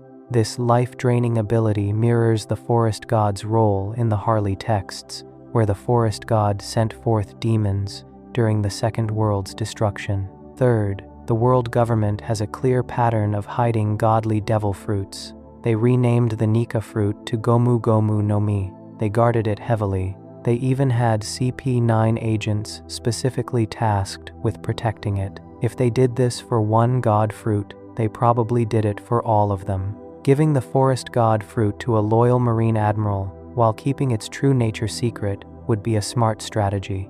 Fourth, his name provides a clue. Ryokugyu means green bull, but the Ryo part uses the kanji for green.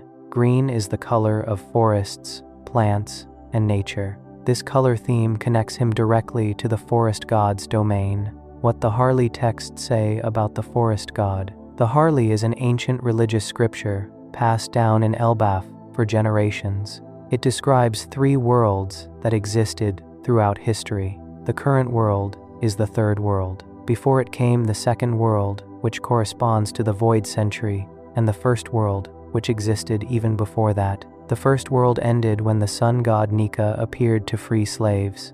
The earth god got enraged by Nika's arrival. Together with the serpent of infernal flames, the earth god destroyed the entire world. This battle caused countless deaths and shrouded the world in death and darkness. The second world is where the forest god becomes important. The Harley texts state, "Breath stirred within the void, and the forest god sent forth demons." This line confirms that the forest god actively participated in the second world's destruction. The demons the forest god sent forth might refer to devil fruits themselves, since the world government's agents call devil fruit users demons.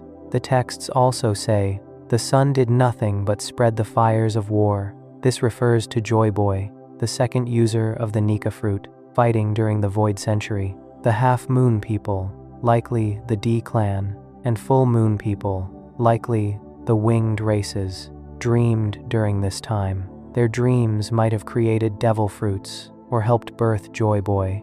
Then the texts state, "Humans slew the sun and became gods, and the sea god raged. They would never meet again."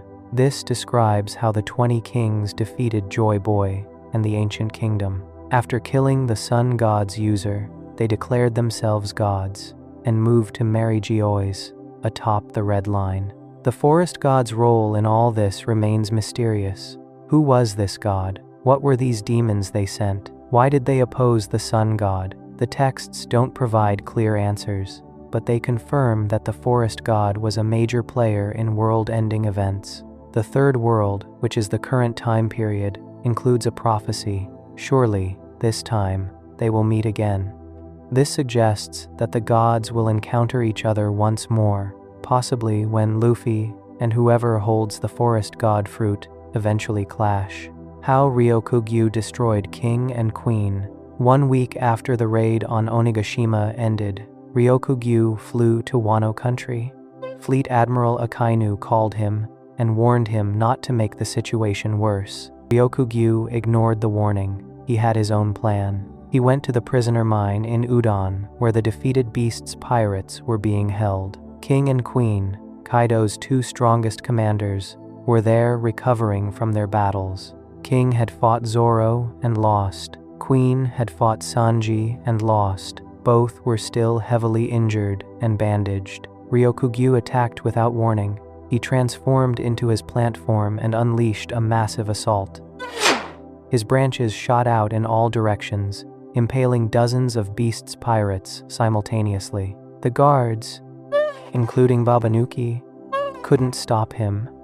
He moved through the prison like a natural disaster. King and Queen tried to fight back. King has Lunarian fire powers that should counter plant-based abilities. Queen has cybernetic enhancements and ancient Zoan powers, but they were too weakened from their previous fights. They couldn't use their full strength. Ryokugyu's branches pierced both commanders. His roots drained all the liquid from their bodies.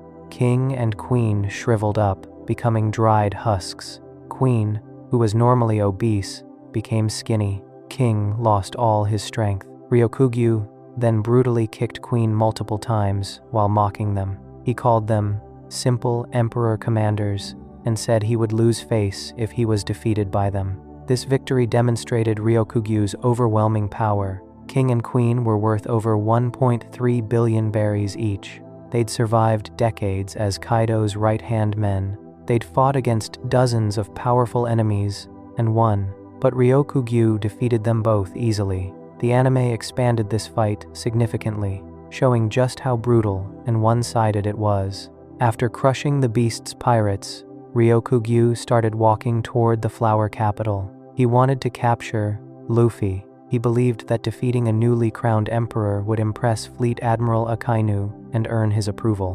When Ryokugyu fought the samurai and Yamato, 6 members of the 9 Red Scabbards sensed Ryokugyu approaching. Denjiro, Raizo, Kawamatsu, Inuarashi, Nekomamushi, and Shinobu went to intercept him. These were legendary samurai who'd fought Kaido directly. They weren't weak opponents. Ryokugyu transformed into his giant wooden golem form. His tree body towered over buildings. He unleashed a large-scale attack, creating a forest that trapped the samurai. His branches grew and moved with incredible speed. The samurai fought back with all their skills, but Ryokugyu overwhelmed them. He impaled Raizo with his roots and drained him completely. Raizo shriveled up, just like King and Queen had. Ryokugyu pretended to feel pain from the samurai's attacks, then mocked them. He was toying with them, showing no respect for their strength. Yamato arrived to help. Yamato has the Inu Inu no Mi, model Okuchi no Makami, a mythical Zoan that lets her transform into a wolf deity. She's also Kaido's child and incredibly strong. She attacked Ryokugyu with a Supreme King Haki-infused strike. This attack actually damaged him and knocked him to the ground. Kozuki Momonosuke arrived next in his dragon form. As Wano's new shogun, he had to protect his country. Momonosuke tried to use Bolo Breath, a powerful dragon fire attack, but he couldn't produce fire yet because he was too nervous. Ryokugyu quickly trapped him with tree branches. The admiral mocked Momonosuke for being weak. He stated that Kaido's presence alone had kept enemies like himself away from Wano for years. Now that Kaido was gone, Wano was vulnerable. Ryokugyu seemed ready to conquer the entire country by himself. Why Shanks made Ryokugyu retreat. Then everything changed. A massive burst of Supreme King Haki washed over the battlefield from miles away. The Haki was so powerful it paralyzed Ryokugyu completely. He recognized it immediately. Shanks and the Red Hair Pirates were near Wano's shores. Shanks hadn't even set foot on the island. He was projecting his haki from miles away across the ocean. The pressure was enough to stop Ryokugyu's entire assault. Shanks spoke to Ryokugyu through his haki, asking if the new era of pirates terrified him. He told the admiral to leave his enemies alone and get lost. The Supreme King haki kept crushing down on Ryokugyu. Ryokugyu begrudgingly retreated. He stated clearly that he hadn't come to fight Shanks and the Red Hair pirates. He left Wano entirely, flying away on his flower helicopter. This retreat showed Ryokugyu's limits. Despite being an admiral, he knew he couldn't handle Shanks. An emperor of the sea was beyond his ability to defeat. After leaving Wano, Ryokugyu went to Sphinx Island. This was Whitebeard's old home. Edward Weevil, a former warlord claiming to be Whitebeard's son, was there. Ryokugyu defeated Weevil and arrested him. This showed that despite his retreat from Shanks, Ryokugyu was still incredibly powerful. Ryokugyu's personality and extreme beliefs. Ryokugyu follows a personal version of justice he calls determined justice.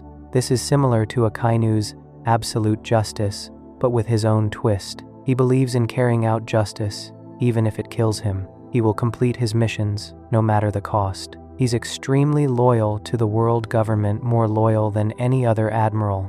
Unlike Fujitora, who questions the system, Ryokugyu genuinely believes the celestial dragons are gods. He thinks society functions best with a strict hierarchy, where those in power can do whatever they want to those below them. This worldview makes him incredibly dangerous. He believes countries not affiliated with the world government have no rights. He stated he could commit genocide against such countries if it served the world government's purposes. He sees nothing wrong with massacring innocent people if they don't bow to the celestial dragons. He also shows no honor in combat. When he fought the beast's pirates, he didn't try to arrest them. He brutally impaled them and drained their life force. He kicked Queen repeatedly while mocking him. He pretended to feel pain from Raizo's attacks just to taunt him before dehydrating him. These actions show cruelty beyond what's necessary. Despite this brutality, Ryokugyu also shows a laid-back personality when not fighting. He talks casually with Fujitora. He admits to liking beautiful women. He told Fujitora he would break his 3-year fast if a pretty woman fed him. He smokes cigarettes. He seems relaxed and conversational with people he considers equals. He greatly admires Fleet Admiral Akainu. He went to Wano specifically to gain Akainu's approval by defeating Luffy. He follows Akainu's ideology of absolute justice. However, he's also extremely self-willed. He disregards orders from superiors if he thinks he knows better. Akainu ordered him to make Fujitora leave Mary Geoise, but Ryokugyu refused and had a friendly chat with Fujitora instead. Problems with the forest god theory. Several major issues challenge this theory. First, Ryokugyu himself states his fruit is a Logia. He explicitly identified it as the Mori Mori no Mi, a Logia type. Unlike Luffy, who never knew his fruit's classification, Ryokugyu seems confident about what he ate.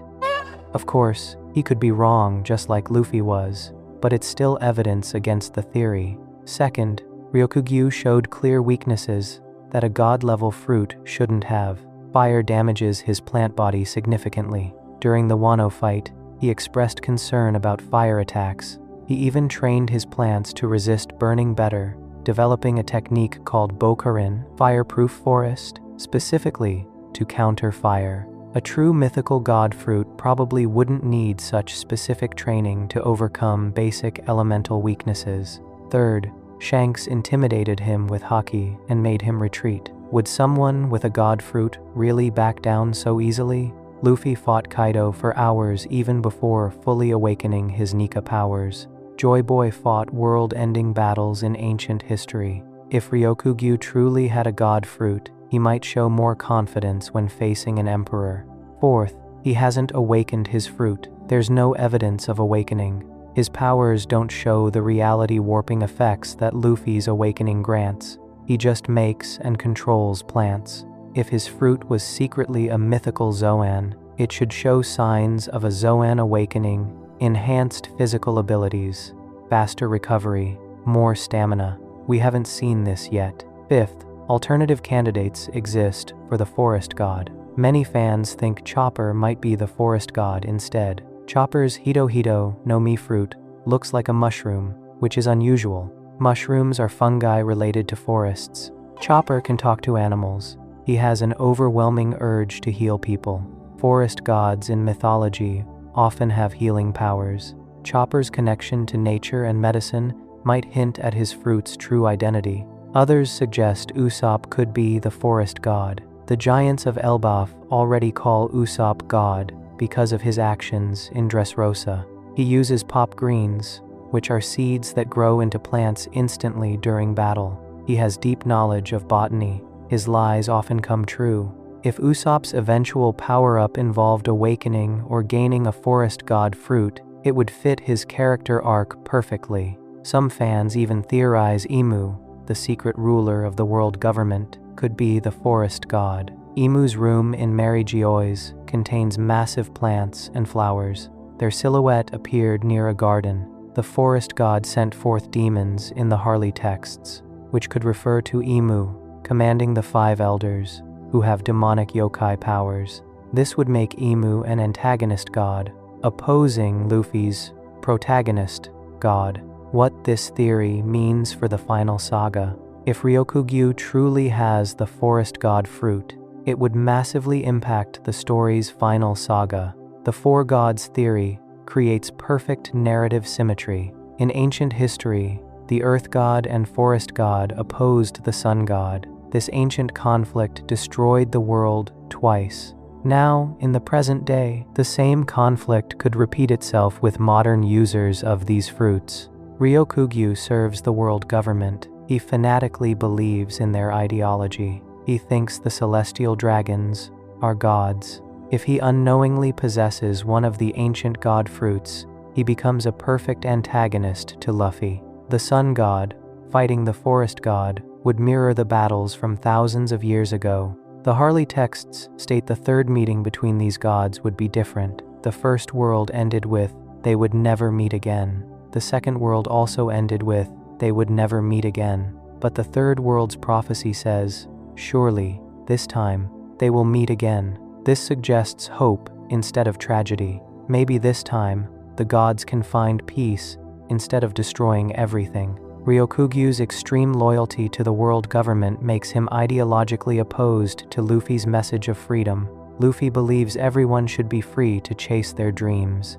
Ryokugyu believes in strict hierarchy, where those in power can do whatever they want. These opposing philosophies would make their battle about more than just strength. It would be a clash of ideals about how the world should function. The theory also raises questions about the world government's knowledge. If they renamed and hid the Nika fruit, they must know about all 4 god fruits. Do they have a list showing where each fruit is? Did they intentionally give the forest god fruit to a loyal admiral? Or did Ryokugyu find it by accident without the government knowing? If the government knows, they might have a plan for all 4 gods. They could be gathering the god fruits to prevent anyone from opposing them. Or they could be trying to awaken all 4 gods under their control to recreate the ancient weapon's power. This would explain why they're so terrified of Luffy's awakening. He disrupted their entire plan by awakening outside their control. Why Ryokugyu's role isn't over. Whether or not Ryokugyu has the forest god fruit, his story is far from finished. He's barely appeared in the series. He fought in Wano briefly, then left to arrest Weevil. We haven't seen his full power yet. We don't know his limits. We don't know his true motivations beyond wanting Akainu's approval. His extreme ideology puts him on a collision course with the Straw Hats. Luffy already defeated 2 emperors. He's now recognized as an emperor himself. Ryokugyu specifically went to Wano to capture Luffy. Only Shanks's intervention stopped their fight. That conflict remains unresolved. The Marines will play a huge role in the final war. 3 admirals represent the world government's greatest military power. If the Straw Hats and their allies fight the world government at Mary Geoise or elsewhere, they'll have to face all 3 admirals. Ryokugyu will be there.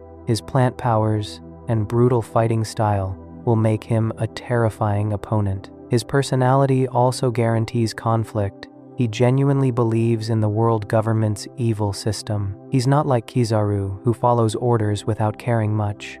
Ryokugyu actively supports the celestial dragon's right to rule. He thinks their atrocities are justified. This makes him irredeemable as an antagonist. The forest god theory adds extra weight to his inevitable fight with Luffy. Even if the theory is wrong and he just has a powerful Logia, his plant abilities are incredibly dangerous. He defeated 2 Emperor commanders easily. He fought multiple legendary samurai and Yamato simultaneously. Only Shanks could stop him. These feats prove he ranks among the world's strongest fighters. The final saga will need major antagonists for Luffy and his crew to overcome. Ryokugyu fits perfectly as a high-level enemy who represents everything wrong with the current world. His fight with Luffy will be more than just a battle. It will be a statement about freedom versus control, dreams versus hierarchy, the new era versus the old order. Whether he's the forest god or just a powerful admiral with plant abilities,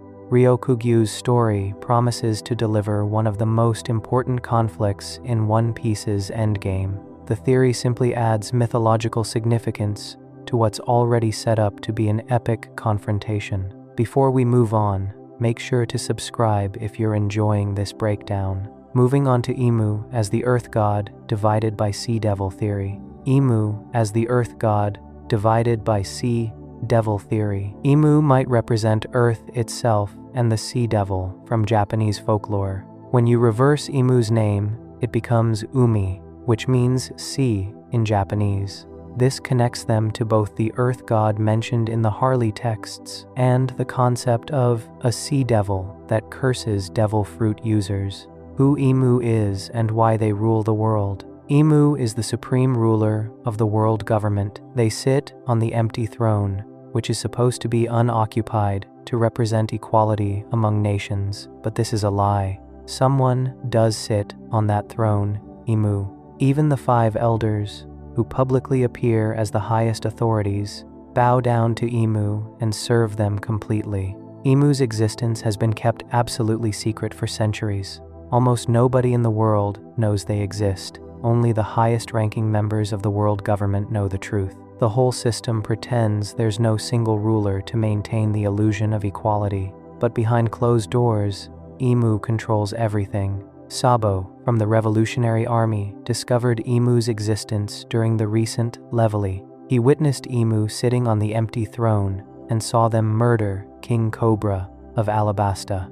Sabo escaped and reported this shocking truth to the Revolutionary Army. Now, the secret is out, at least among those who oppose the world government. Imu has always appeared only in silhouette. Oda hasn't revealed their full appearance yet. We see a human-like figure with piercing red eyes that have black rings around the pupils. They wear a massive 3-pointed crown. Everything about them remains mysterious. Their age, gender, true identity, and exact powers. They command the 5 elders completely. When one of the elders failed a mission, Imu simply killed him from miles away and replaced him. They also command the Holy Knights, an elite group of celestial dragon warriors. Imu has authority over ancient weapons and used one to completely erase the kingdom of Lulusia from existence. Their power is unmatched, the name that reverses to mean sea. The most fascinating clue about Imu's identity comes from their name itself. If you reverse Imu in Japanese, it becomes Umi. In Japanese, Umi means sea or ocean. This reversal can't be a coincidence. Oda rarely does anything by accident. The sea is the single most important element in One Piece. The entire story revolves around pirates sailing across oceans. The sea grants life to islands. It connects the world, but it also poses the greatest danger to devil fruit users. Anyone who eats a devil fruit loses their ability to swim and becomes helpless in water. The sea actively rejects them. Vegapunk, the world's smartest scientist, explained this connection. He called the sea the mother of nature. According to Vegapunk, devil fruits represent unnatural evolution possibilities dreamed up by human desire rather than natural development. The sea, as Mother Nature's strongest force, loathes this unnatural status. Devil fruit users exist in dimensions dreamed up by others before them. They break the natural order, so the sea punishes them by taking away their ability to swim. Vegapunk said, "Devil fruit users are sinners in the eyes of Mother Nature. Their inability to swim is a fitting punishment for those who break natural laws." This explanation establishes the sea as a conscious force that judges and punishes. If Imu's name reverses to mean sea, it suggests they might be the personification of this force. They could be Mother Nature herself. They could be the sea given human form. They could be the entity that cursed devil fruits in the first place. The Umibozu connection. From Japanese folklore, the theory gets even more interesting when you look at Japanese folklore. There's a yokai called Umibozu, literally sea monk or sea priest. This creature terrorizes sailors and represents one of Japan's most feared sea spirits. Umibozu appears on calm nights without warning. The sea is peaceful and glass-like. Stars reflect on the water. Then, suddenly, weather conditions deteriorate rapidly. Waves churn, winds howl, and rising from the tumultuous waters appears a massive black figure with gleaming eyes. Descriptions of Umibozu vary, but certain features remain constant. It has inky black skin. Its body is smooth and featureless. It has a bald, rounded head, like a Buddhist monk. It possesses large, round eyes that glow.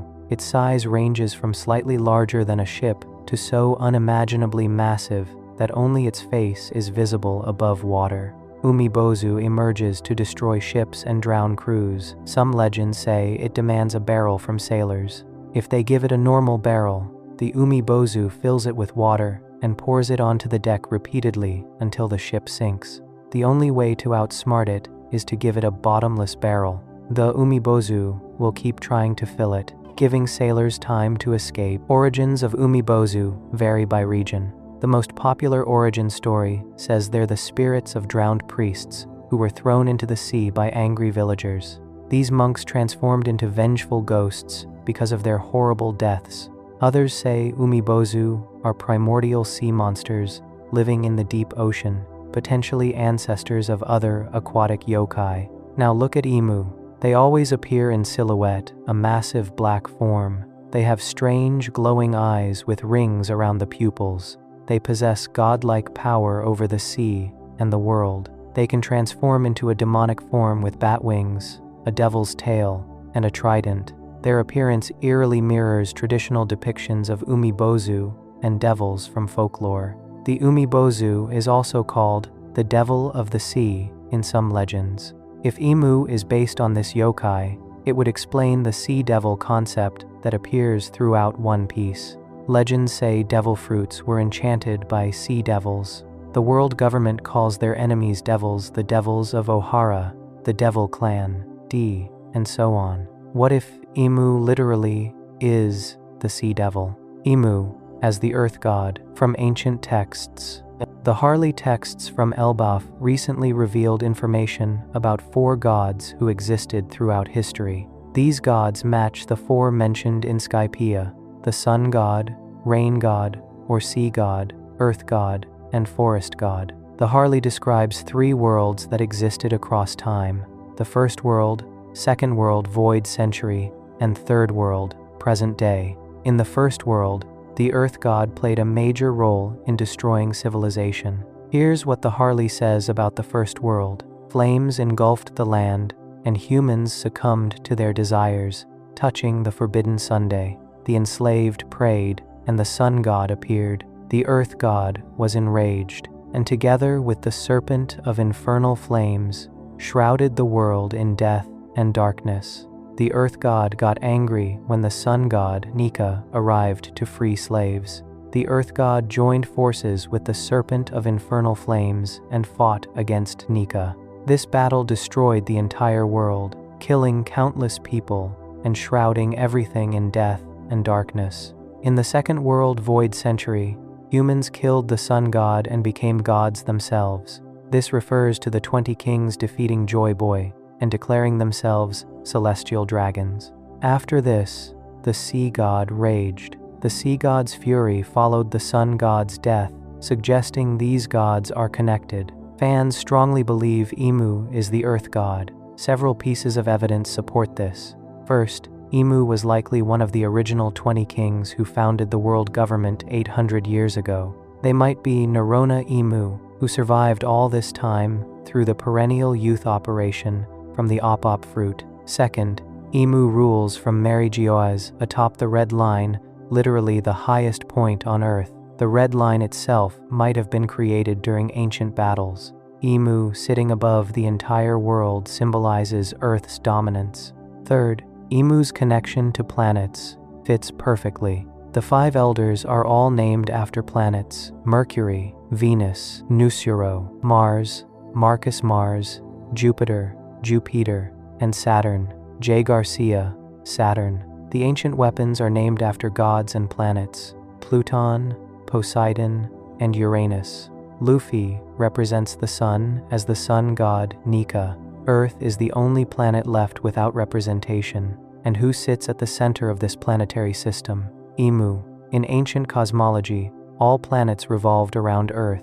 In One Piece, the 5 elders literally revolve around Imu, serving them. This positioning makes Imu the earth god. Why Mother Nature and the sea are connected? Greek mythology provides another connection. Gaia is the personification of Earth and Mother Nature in Greek myths. She's the primordial goddess who gave birth to all life. In One Piece, Vegapunk said the sea is Mother Nature. But what if the sea and Earth are the same entity, or 2 sides of the same being? The One Piece world is mostly ocean. Water covers almost everything. The few landmasses that exist are islands scattered across vast seas. From this perspective, the sea is the Earth. The planet itself is defined by its oceans. A blue planet, covered mostly by water. If Imu represents Earth, they also represent the sea. Mother Nature controls both land and ocean. Imu, as this primordial force, would naturally hate devil fruits. These fruits break natural laws. They grant unnatural powers born from human desire rather than proper evolution. As Mother Nature, Imu would curse anyone who eats these fruits. This explains why devil fruit users can't swim. It's not a random weakness. It's a deliberate curse, placed by the sea, by Mother Nature, by Imu. The entire devil fruit system might be a punishment or a test created by this godlike being. The Harley texts state that during the Second World, humans slew the sun and became gods. After the 20 kings defeated Joy Boy, they declared themselves gods and ruled from Mary-Geoise. But what if one of them, Imu, actually was a god all along? What if Imu was the earth god who fought against the sun god in the First World, survived into the Second World, and continues ruling in the Third World? Imu's terrifying powers and abilities. Recent chapters revealed some of Imu's incredible abilities. They can possess the bodies of their subordinates.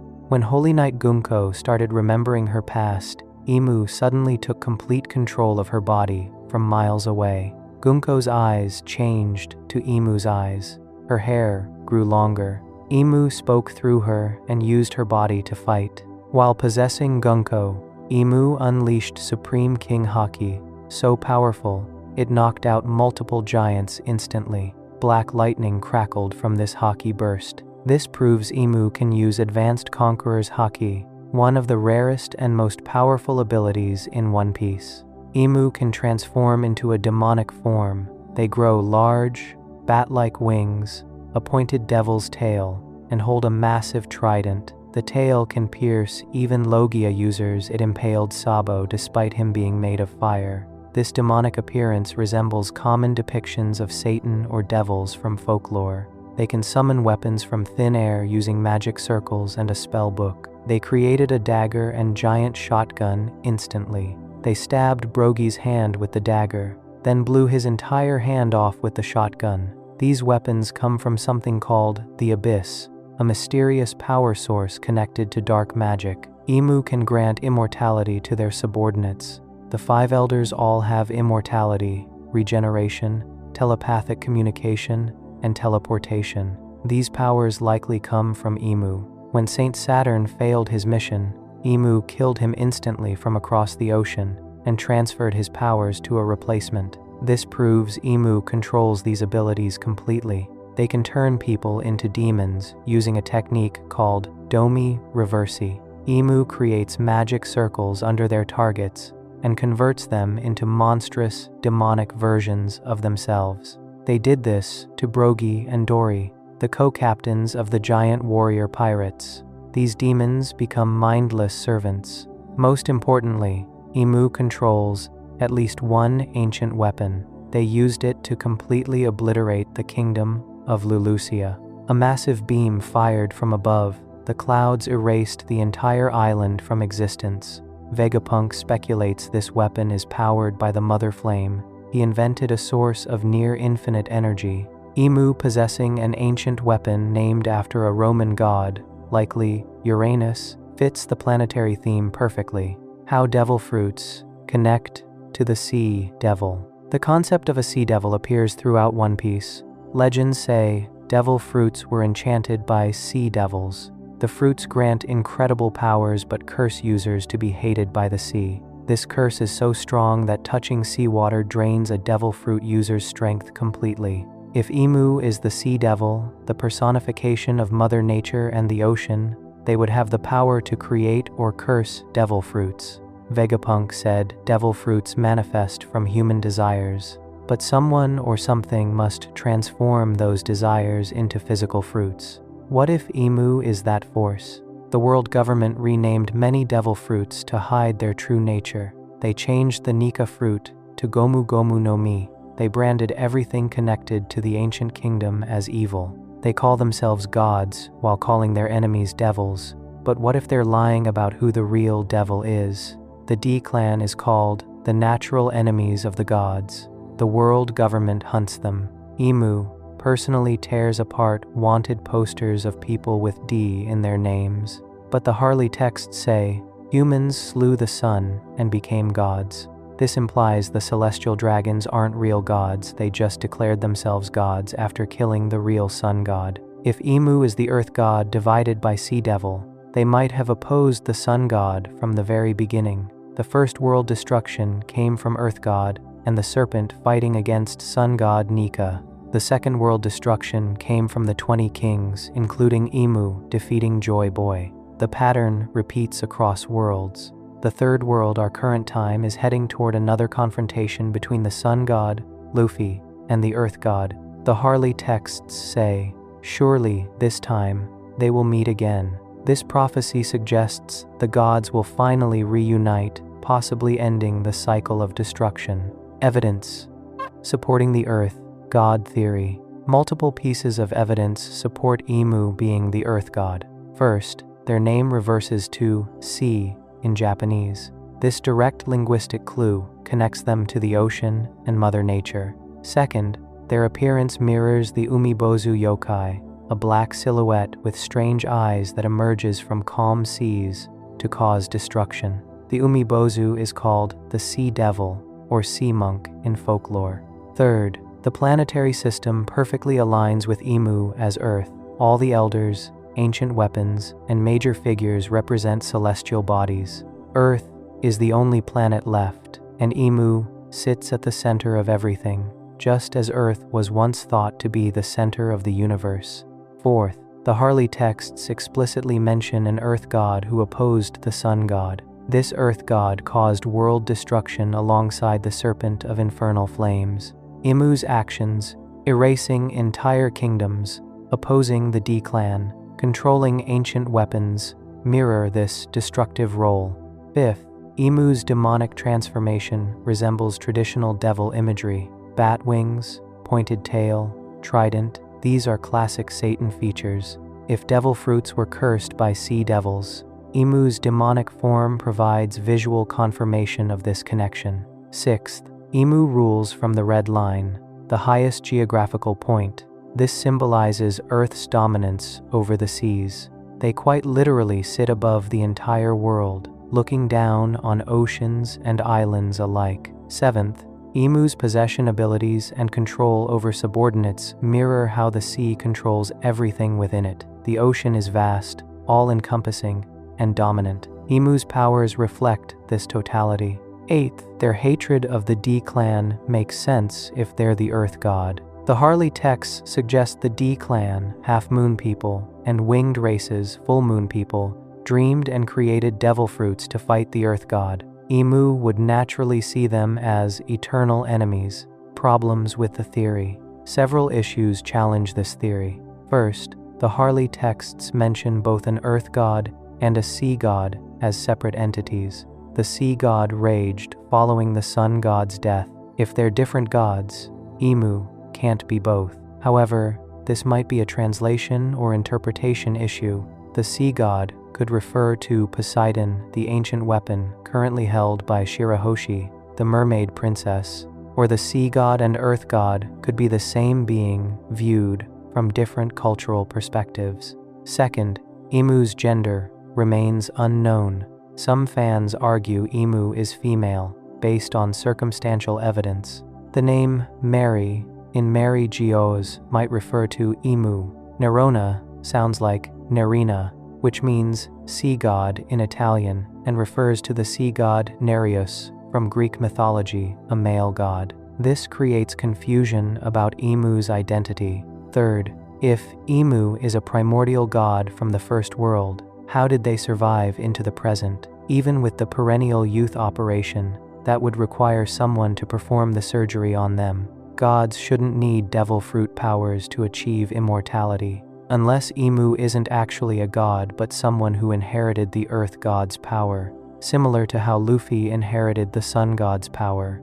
Fourth, the theory might be overthinking symbolism. Perhaps Umi being Imu reversed is just a cool linguistic trick Oda enjoyed rather than deep lore. Maybe Imu is simply an immortal human who manipulated their way into power rather than an actual deity. Fifth, alternative candidates exist for the Earth God role. Some fans think Blackbeard could be the Earth God because his darkness powers seem to represent Earth divided by gravity. Others suggest the Earth God might be a yet unrevealed character rather than someone we've already met. Why this theory matters for the final saga. If Imu is the Earth God and Sea Devil, it reframes the entire story. One Piece isn't just about pirates versus the world government. It's about an ancient conflict between gods that has repeated across multiple world-ending cycles. The Sun God represents freedom, laughter, and liberation.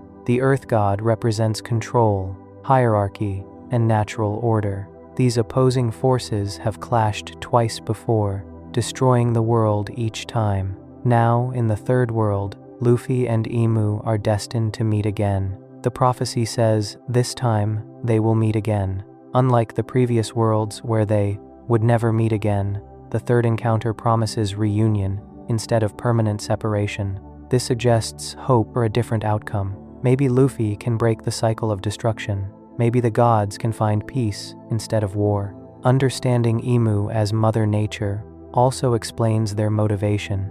They're not evil for evil's sake. They're maintaining natural order. Devil fruits break this order by granting unnatural powers. The D-Clan challenges this order by dreaming of freedom and evolution. From Imu's perspective, they're protecting the world from chaos. This makes Imu a tragic antagonist rather than a pure villain. They've watched civilizations rise and fall for thousands of years. They've seen the destruction caused by unchecked human ambition. They genuinely believe their authoritarian control is necessary to prevent another apocalypse. Luffy's challenge isn't just to defeat Imu physically. He needs to prove that freedom doesn't lead to destruction. He needs to show that humanity can evolve naturally through dreams and desires without breaking the world. He needs to demonstrate that the Sun God and Earth God can coexist. The cosmological symbolism reinforces this theme. The ancient belief that Earth was the center of the universe was proven wrong. The sun actually sits at the center of the solar system. In One Piece, This represents shifting from Earth God's dominance to Sun God's era. Luffy must literally dethrone Imu and put the sun, freedom, dreams, and human potential at the center of the world instead. Whether Imu is actually the primordial Earth God, someone who inherited that power, or simply a human villain using godly symbolism, the theory enriches our understanding of One Piece's themes. It connects the series' mythology to real-world folklore, planetary symbolism, and the eternal conflict between freedom and control. And it sets up an epic final battle that transcends simple good versus evil, becoming instead a philosophical confrontation about humanity's right to dream, evolve, and shape their own destiny against the natural order that rejects them. Before we move on, make sure to subscribe if you're enjoying this breakdown. Moving on, we have the Celestial Dragons, self-proclaimed gods of the world. The Celestial Dragons, self-proclaimed gods of the world. The Celestial Dragons, also called World Nobles, are descendants of 19 families who founded the world government 800 years ago. They consider themselves gods above all law and morality, living in absolute luxury while treating everyone else as worthless trash. Who the Celestial Dragons are and where they came from.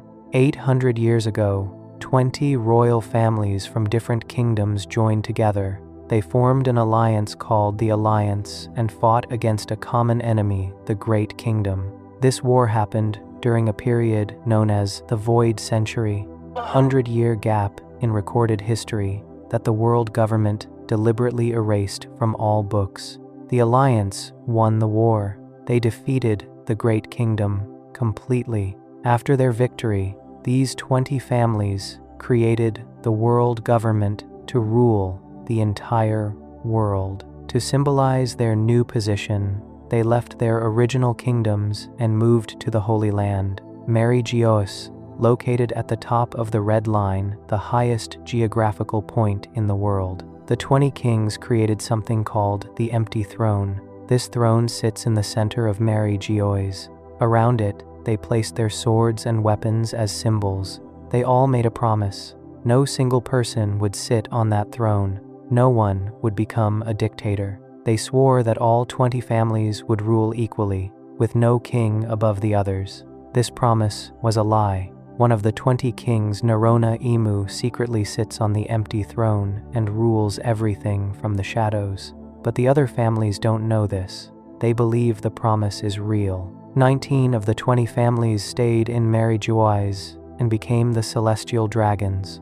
Only one family refused, the Nefertari family from the kingdom of Alabasta. Queen Nefertari Lili chose to return to her homeland instead of becoming a world noble. Her family continues ruling Alabasta to this day, remaining separate from the corrupt system. The 19 families who stayed abandoned their kingdoms. They left their thrones to subordinate leaders and established themselves as gods who created a new world. They call themselves the Creators. Their descendants became known as World Nobles or Celestial Dragons.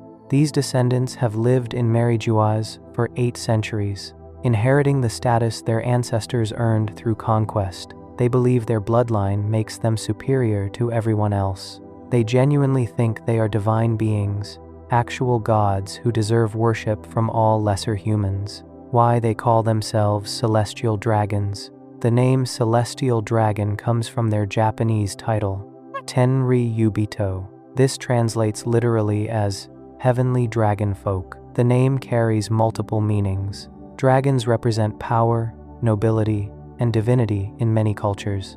Adding celestial or heavenly elevates them even further. They're not just dragons, they're heavenly dragons. Every single celestial dragon has the title Saint before their name. Saint Rosward, Saint Charlos, Saint Shalaria, Saint Mjosgard. This religious title reinforces their claim to godhood. Saints are holy figures blessed by divine authority. By calling themselves saints, the celestial dragons position themselves as sacred beings worthy of reverence. They genuinely believe they created the world. From their perspective, the world that exists today, the world government system, the international laws, the peace between nations, all came from their ancestors' victory 800 years ago. They see themselves as the children of gods who saved the world from chaos. This belief shapes everything about them. They don't see their privileges as unfair advantages. They see them as natural rights that come with being divine. Just as the sun naturally shines and the ocean naturally flows, celestial dragons naturally deserve absolute power. Questioning this seems as absurd to them as questioning whether fish should swim in water. The bubble helmets that show their arrogance. One of the most recognizable features of celestial dragons is the glass bubble helmets they wear. These aren't protective gear. They're symbols of extreme contempt for everyone else.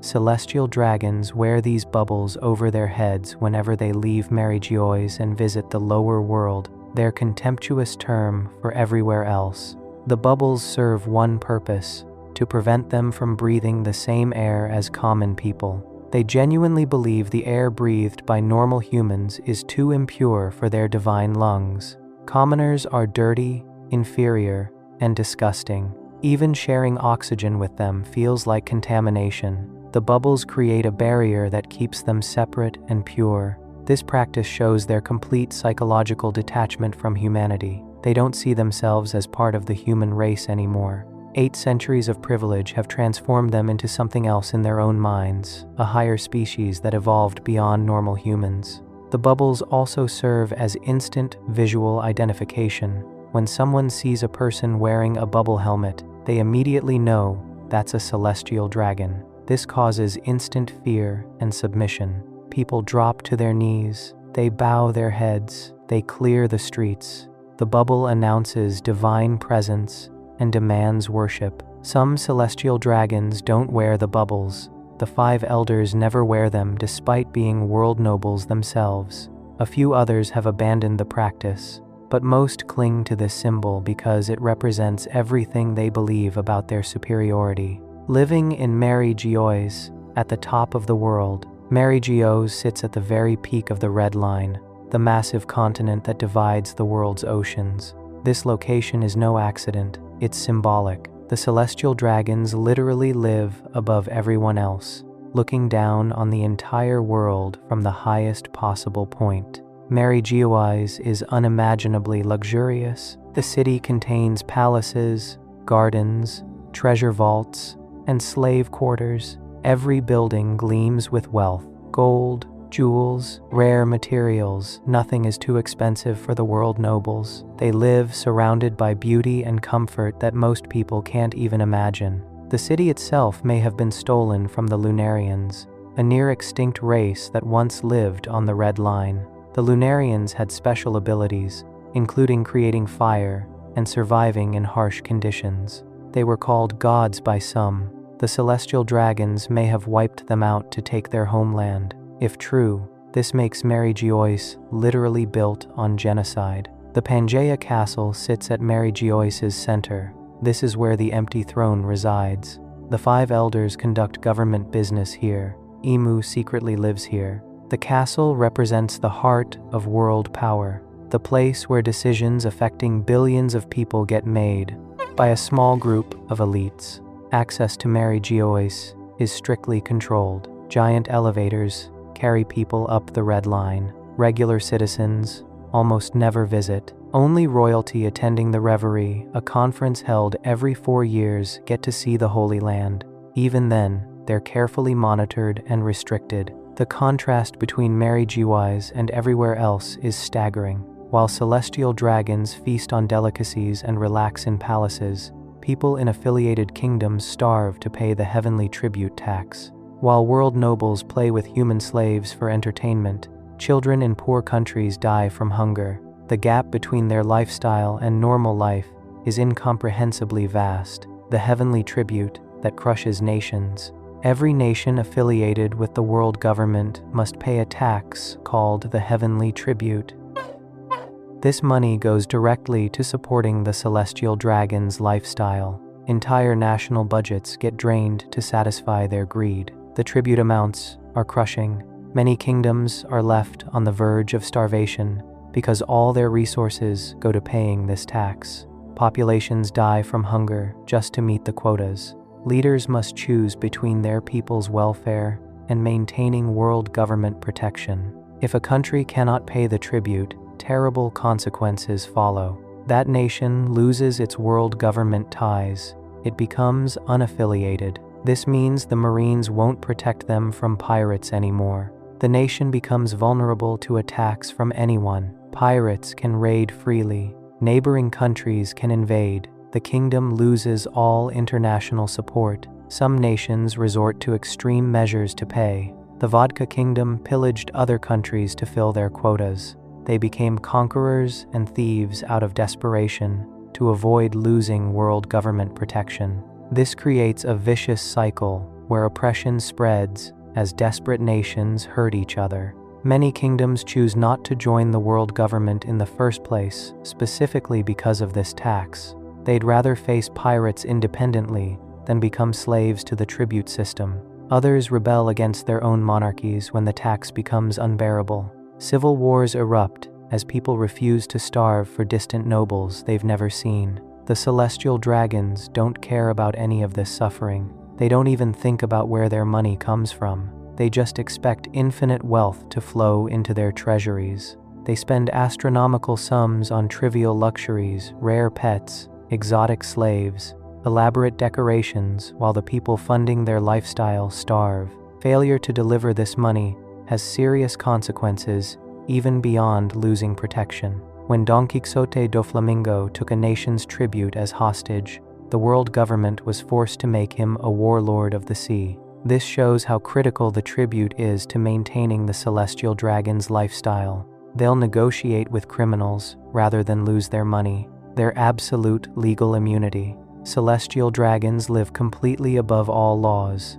They can commit any crime imaginable without punishment. Murder, assault, theft, kidnapping, torture. Nothing they do has legal consequences. The world government protects them, absolutely. If anyone harms a celestial dragon, even accidentally, that person faces immediate death or worse. Simply insulting a world noble leads to 20 years in prison. Looking at them wrong can get you shot. Bumping into one on the street can result in slavery or execution. The Marines enforce this immunity ruthlessly. If a celestial dragon is threatened, they can summon a Marine Admiral, one of the 3 most powerful fighters in the entire military, to deal with the offender. An admiral will drop everything and rush to protect any world noble, no matter how minor the threat. This creates an atmosphere of absolute terror wherever celestial dragons go.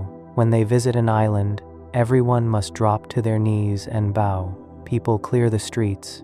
Parents hide their children. Nobody dares make eye contact. The slightest mistake could end your life or condemn you to slavery. Saint Charlos demonstrates this immunity perfectly. He walked through Sabaody archipelago, shooting anyone he wanted. When he saw Roronoa Zoro, he tried to kill him for not showing enough respect. Zoro hadn't done anything wrong, he'd simply been in Charlos's path, but the celestial dragon felt entitled to execute him just for existing nearby. Later, Charlos shot Hachan, a fishman friend of the Straw Hats, just because he wanted to. He then tried to buy Cammy, a mermaid, as a slave. When Luffy finally punched Charlos in response to these atrocities, it triggered a massive crisis. An admiral was immediately dispatched to capture Luffy. The entire Straw Hat crew nearly died because Luffy dared strike a world noble. This immunity extends to their property.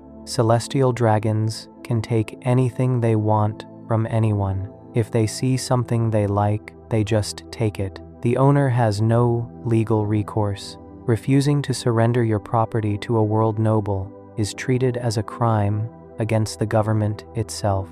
The horror of celestial dragon slavery. Perhaps the celestial dragon's most evil practice is their enthusiastic participation in slavery. They own thousands of slaves.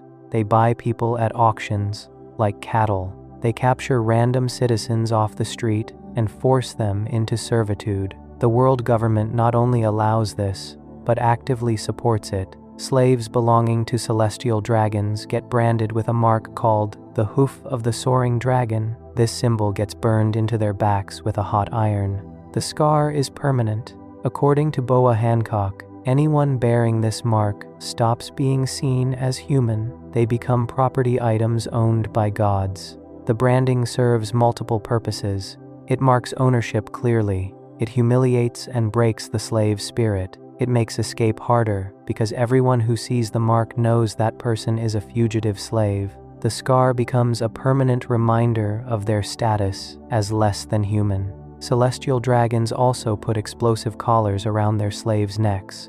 These collars detonate if the slave tries to escape. The explosion can kill the slave instantly or maim them horribly. This system ensures slaves remain controlled through fear. Even if they could physically run away, the collar prevents them from trying. The treatment slaves endure is horrific. Celestial dragons work them to exhaustion, then punish them for being weak.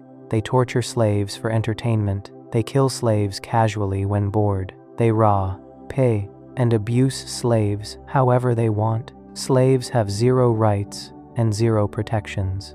Young slaves like Koala became so traumatized that she continued acting like a slave even after being freed. She couldn't stop apologizing and smiling desperately. She scrubbed floors compulsively. The psychological damage from celestial dragon slavery runs incredibly deep, often permanently breaking people's minds. Saint Rosward famously collects pirate captain slaves. He specifically hunts powerful pirates to add to his collection as trophies. Jean Bart, a former pirate captain, served as one of his slaves before Trafalgar Law freed him. Rosward treats his slaves as valuable possessions to show off to other world nobles. The three Boa sisters, Hancock, Sandersonia, and Marigold, were captured as children and sold to celestial dragons. They spent years being tortured and abused. The experience scarred them so deeply that they developed intense hatred for all men and hid their slave marks even decades later. Hancock's cold personality and distrust of others stems directly from this trauma. Human auctions operate openly in places like Sabaudi Archipelago. Wealthy people and celestial dragons attend these auctions to bid on slaves. Captured pirates, poor people, and members of rare races get put on display and sold to the highest bidder. The auctioneers describe slaves' attributes like they're selling animals. The crowds cheer and laugh. Prices for slaves vary based on species and skills. Humans have baseline values. Fishmen and mermen cost more because of their strength. Mermaids are extremely expensive because of their beauty and rarity. Giants are valuable for their size. Dwarves are sought after for their speed. The slave trade turns people into commodities with price tags. The few exceptions who found their humanity. Not every single celestial dragon is irredeemably evil, though the good ones are extremely rare. A tiny handful have somehow kept their humanity despite their upbringing. Don Quixote Homing was one such exception. He looked around at the system he was born into and felt disgusted. He believed celestial dragons were humans, not gods. He thought the whole divine right concept was wrong, so he made an unprecedented decision. He voluntarily gave up his world noble status. Homing took his wife and two sons, Doflamingo and Rosinante, and left Mary Giois. He wanted to live as a normal human among common people. He believed this was the right thing to do morally. Unfortunately, his decision had terrible consequences. The family immediately faced extreme poverty. They had no money, no home, no survival skills. Homing's wife got sick and died from an illness that could have been easily treated with their former wealth. Then, angry villagers discovered who they were. These villagers had suffered under celestial dragon rule for generations. They'd lost family members to world noble cruelty, so they took revenge on the only celestial dragons they could reach. The villagers tortured Homing and his sons. They nailed them to walls, they beat them, they starved them. The hatred they felt toward world nobles was so intense that they couldn't see Homing as different from other celestial dragons. His attempt to become human meant nothing to people who'd suffered so much. Doflamingo, the elder son, hated his father for this. He'd enjoyed being a world noble. He loved the power and privilege. Losing that status made him furious. Eventually, Doflamingo murdered his own father and brought his severed head back to Meregios, hoping to reclaim his position. The other celestial dragons refused, saying, "Once you leave, you can never return." Rocinante, the younger son, followed a different path. He was rescued by Marine Admiral Sengoku and became a Marine himself. He used the alias Corazon and worked as a spy. Eventually, he sacrificed his life to save Trafalgar Law, a child dying from a terminal illness. Rocinante proved that Homing's teachings about compassion and humanity had reached at least one of his sons. Saint Mjosgard is another rare exception. He started out as a typical celestial dragon, arrogant, cruel, obsessed with slaves. When his ship crashed on Fishman Island, he immediately made demands and threatened the locals. The fishmen, who'd suffered under celestial dragon slavery for generations, were about to kill him. Queen Otohime threw herself between them, using her body as a shield. She begged her people not to kill Mjosgard because it would perpetuate the cycle of hatred. She treated his injuries despite his past cruelty. Her kindness shocked Mjosgard so deeply that it changed him completely. He returned to Meregios, a different person. Years later, at the Reverie, when Saint Charlos tried to enslave Princess Shirahoshi, Mjosgard intervened. He struck Charlos with a weapon and declared that he, Mjosgard, was human, not a god. He became only the second world noble in history to publicly declare his humanity. Shanks is technically a figureland by blood, one of the most powerful celestial dragon families, but he was found as a baby in a treasure chest at God Valley by the Roger Pirates. They raised him as a pirate. He grew up completely outside the world noble system.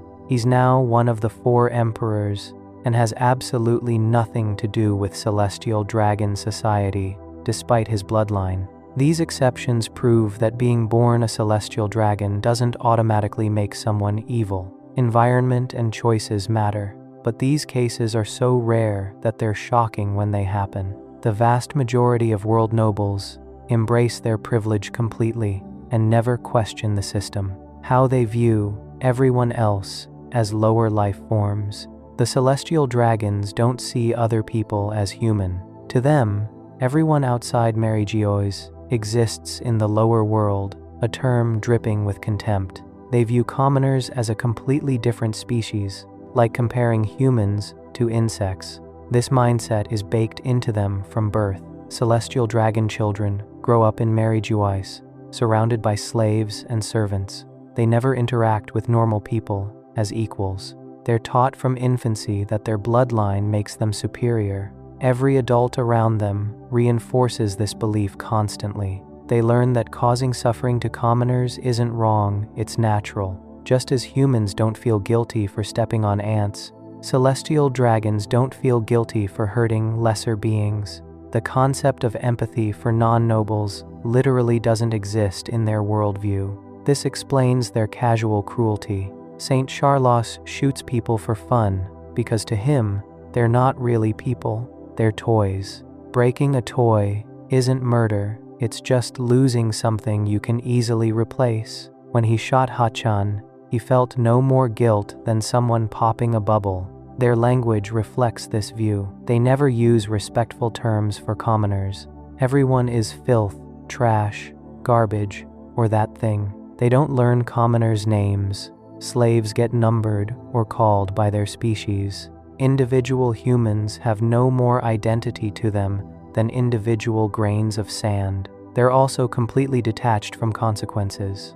When celestial dragons destroy someone's life, they forget about it immediately. That person's suffering means nothing. They move on to the next entertainment without ever thinking about the trail of broken lives they leave behind. Some celestial dragons, like certain members of the Goa kingdom's nobility, desperately want to become world nobles themselves, or at least gain their recognition. They idolize the celestial dragons and try to impress them by adopting similar cruel behaviors.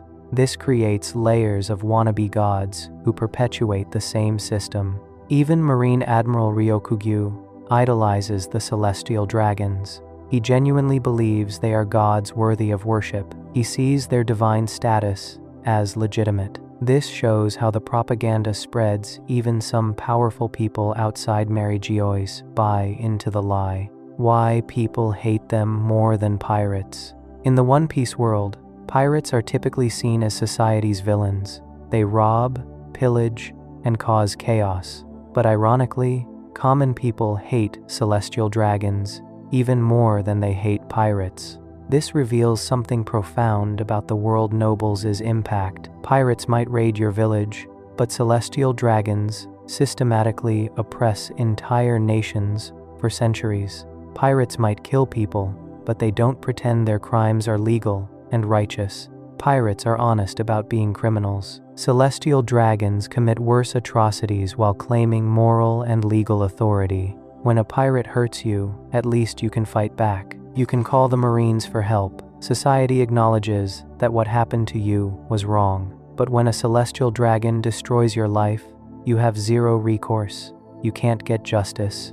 You can't even complain without going to prison. The system that's supposed to protect you instead enforces your victimization. This powerlessness breeds intense hatred. People can accept natural disasters or even enemy attacks, but systematic oppression by those claiming to be your benevolent rulers creates a special kind of rage. The celestial dragons represent injustice, institutionalized and protected by law. The Revolutionary Army exists primarily to overthrow the celestial dragons. Monkey D. Dragon leads a global movement dedicated to destroying the world noble system. Countless people join the Revolutionary Army specifically because they or their loved ones suffered under celestial dragon rule. Fisher Tiger, a fishman adventurer, saw slaves being tortured in Mary Geoise. He single-handedly invaded the Holy Land, fought through its defenses, and freed hundreds of slaves. He became a hero to oppressed people worldwide.